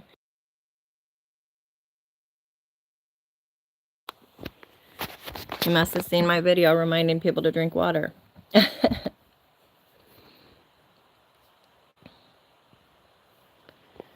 Okay. They were equipped with bows, using both the right hand and the left to string stones and to shoot arrows from the bow. They were Saul's kinsmen from Benjamin. The chief was Ahiezer, then Joash, the sons of Shema, the Gibeathite, and Jeziel, and Pelet, the sons of Asmaveth, and Berekah, and Jehu, the Anathothite, and Ishmael the Gibeonite, a mighty man among the 30 and over the 30. Then Jeremiah, Jahaziel, Johanan, Jozabad, the Gederathite, Eluzai, Jeremoth, Bealiah, Sheremiah, Shephatiah, the Harophite, Elkanah, Ishiah, Azarel, Jozer, Jashabim, the Korahites, and Jola and Zebediah, the sons of Jeroham of Gedor.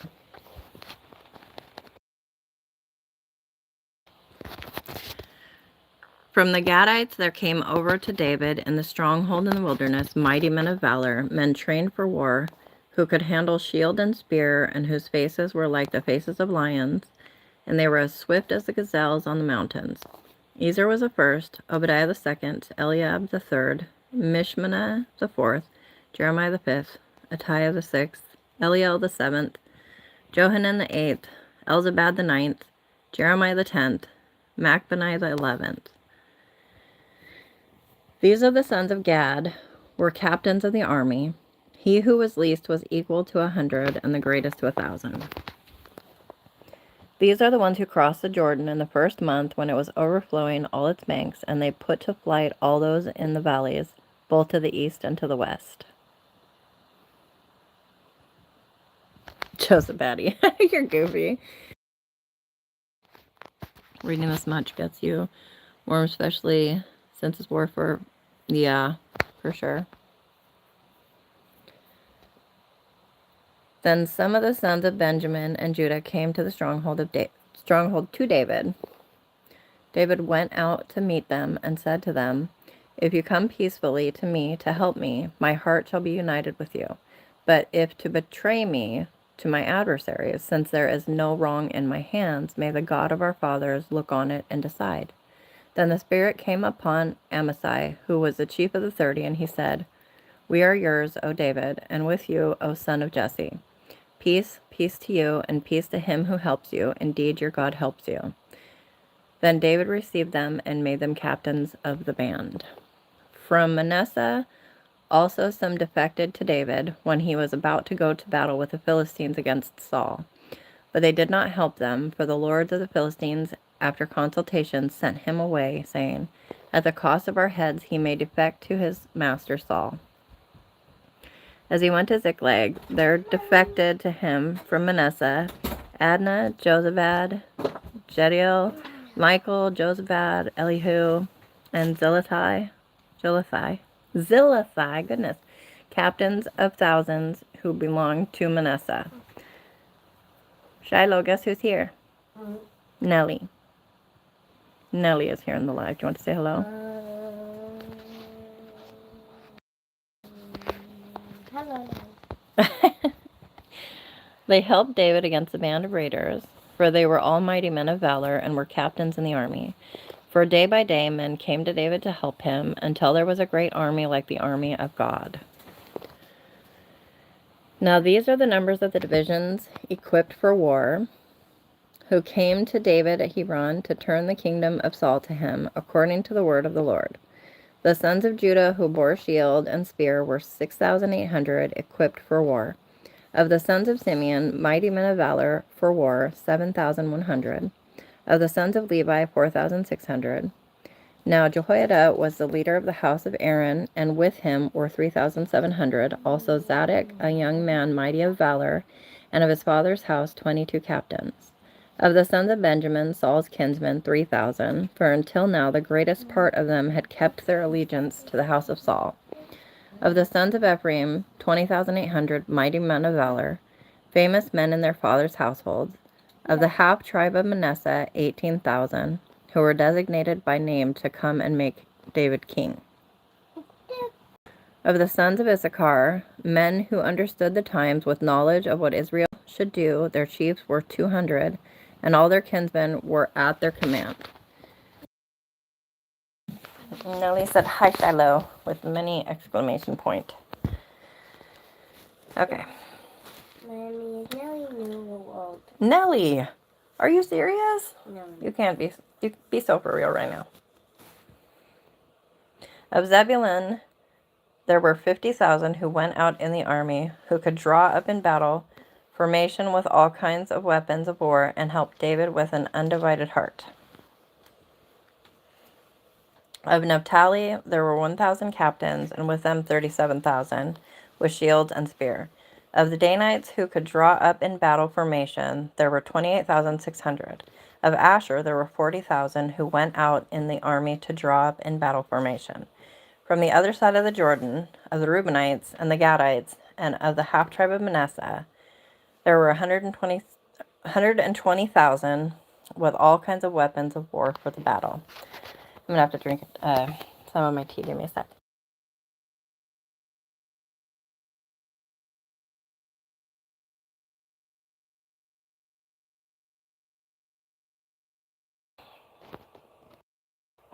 Don't worry, Nellie.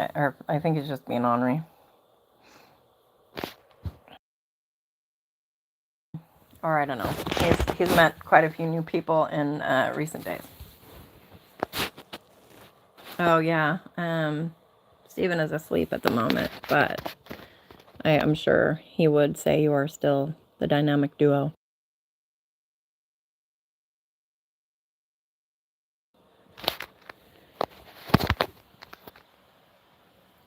All these, being men of war who could draw up in battle formation, came to Hebron with a perfect heart to make David king over all Israel, and all the rest also of Israel were of one mind to make David king.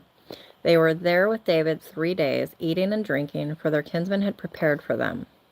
Moreover, those who were near to them, even as far as Issachar and Zebulun and Naphtali, brought food on donkeys, camels, mules, and on oxen, great quantities of flour cakes, fig cakes, and bunches of raisins, wine, oil, oxen, and sheep. There was joy indeed in Israel.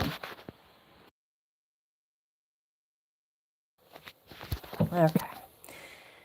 And after that, it is Psalm 133. And when there's only one chapter to read, that means it's a long chapter. So I'm thinking I will finish off at Psalm 133. And that way tomorrow we can start with Psalms instead of starting with First Chronicles. I don't know.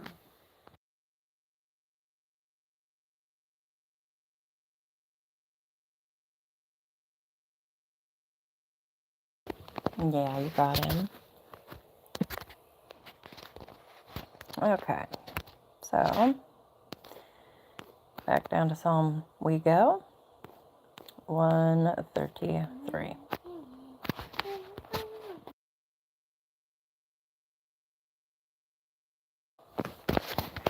Okay.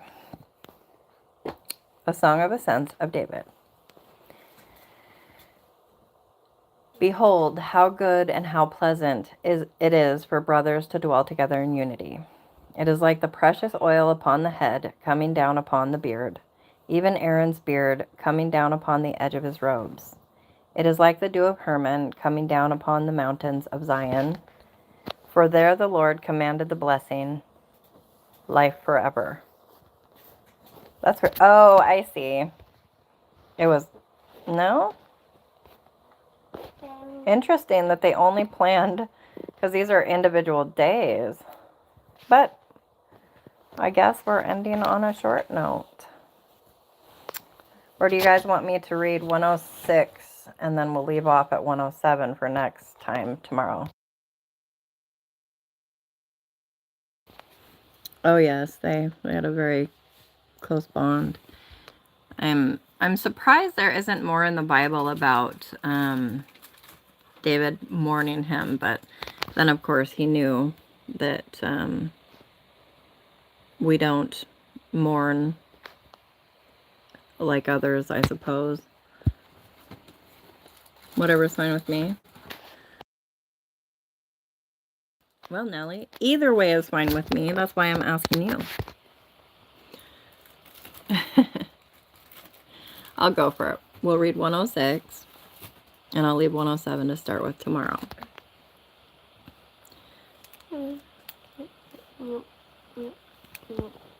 The Scoobyite. The Scoobyite. Shaggy the Scooby. Oh, I love you, James. You're hilarious. I do. You want that? Yeah, you can have it. Here, I'll help you open it. Some ASMR for you guys. Okay, 106. Goodness. Here we go. Okay.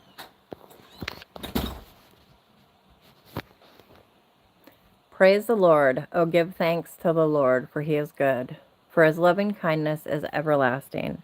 Who can speak of the mighty deeds of the Lord, or can show forth all his praise?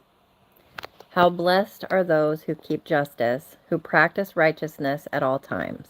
Remember me, O Lord, in your favor toward your people. Visit me with your salvation, that I may see the prosperity of your chosen ones, that I may rejoice in the gladness of your nation, that I may glory with your inheritance. You have sinned. We have sinned like our fathers. We have committed iniquity. We have behaved wickedly. Our fathers in Egypt did not understand your wonders. They did not remember your abundant kindnesses, but rebelled by the sea at the Red Sea. Nevertheless, he saved them for the sake of his name, that he might make his power known. Thus he rebuked the Red Sea, and it dried up, and he led them through the deeps as through the wilderness. So he saved them from the hand of the one who hated them, and redeemed them from the hand of the enemy. The waters covered their adversaries, not one of them was left. Then they believed his words, they sang his praise. They quickly forgot his works. They did not wait for his counsel, but craved intensely in the wilderness and tempted God in the desert. So he gave them their request, but sent a wasting disease among them.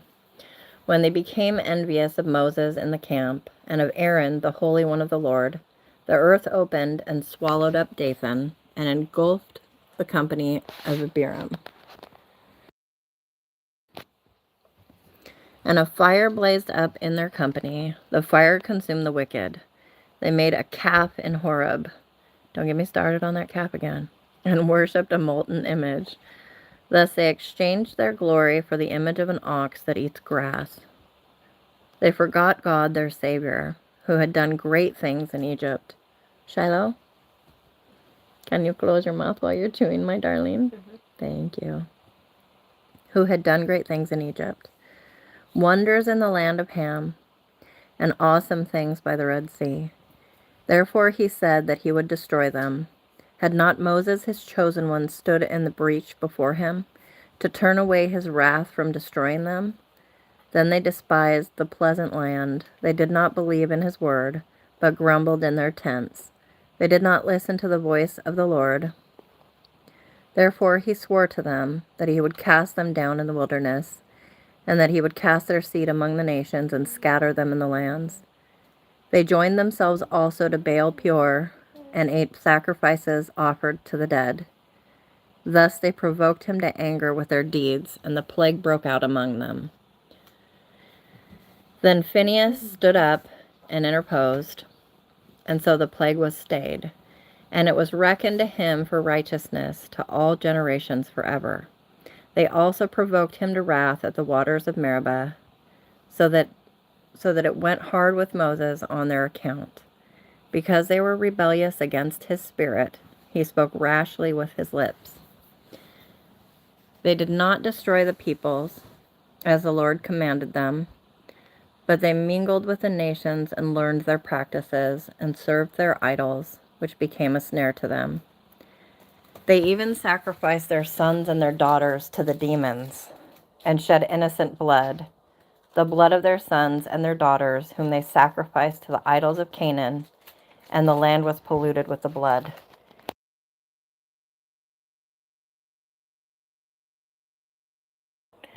Okay. Sorry, baby. I'll be done in just a minute, okay? Okay. Small bites and chew thoroughly. Got it? Yeah. Thank you. Thus they became unclean in their practices and played the harlot in their deeds. Therefore the anger of the Lord was kindled against his people, and he abhorred his inheritance. Then he gave them into the hand of the nations, and those who hated them ruled over them. Their enemies also oppressed them, and they were subdued under their power. Many times he would deliver them. They, however, were rebellious in their counsel, and so sank down in their iniquity. Nevertheless, he looked upon their distress when he heard their cry, and he remembered his covenant for their sake, and relented according to the greatness of his loving kindness. He also made them objects of compassion in the presence of all their captors. Save us, O Lord our God, and gather us from among the nations to give thanks to your holy name and glory in your praise. Blessed be the Lord, the God of Israel. Come here, baby. You can come up on Mama. Oops, I'm going to step on your Mama's toes saying that. Gammy loves you. Are you slipping? Okay. Blessed be the Lord, the God of Israel, from everlasting even to everlasting. And let all the people say, Amen. Praise the Lord. Can I get an amen? And all the people said, Amen. God is good. And all the people said, all the time. Okay. So before I forget, I'm going to go, what are you chewing on over there, kitten? Did he leave his wrapper? I'm going to strike those through and read back these comments. Oh, okay. Yeah, my pastor said we shouldn't say our loved ones have died. They've just gone to rest. They're waking up soon. Yeah. Well, I mean, we just don't mourn. We don't have to mourn when we know we're going to see them again, and we know that they're in glory, right?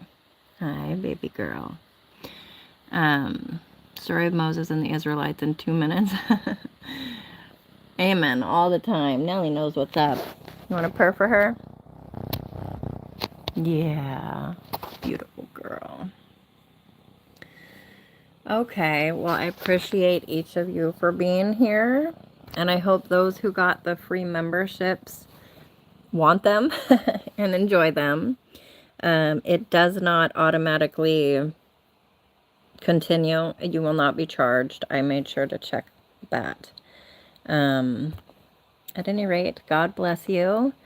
I appreciate you. Bye-bye.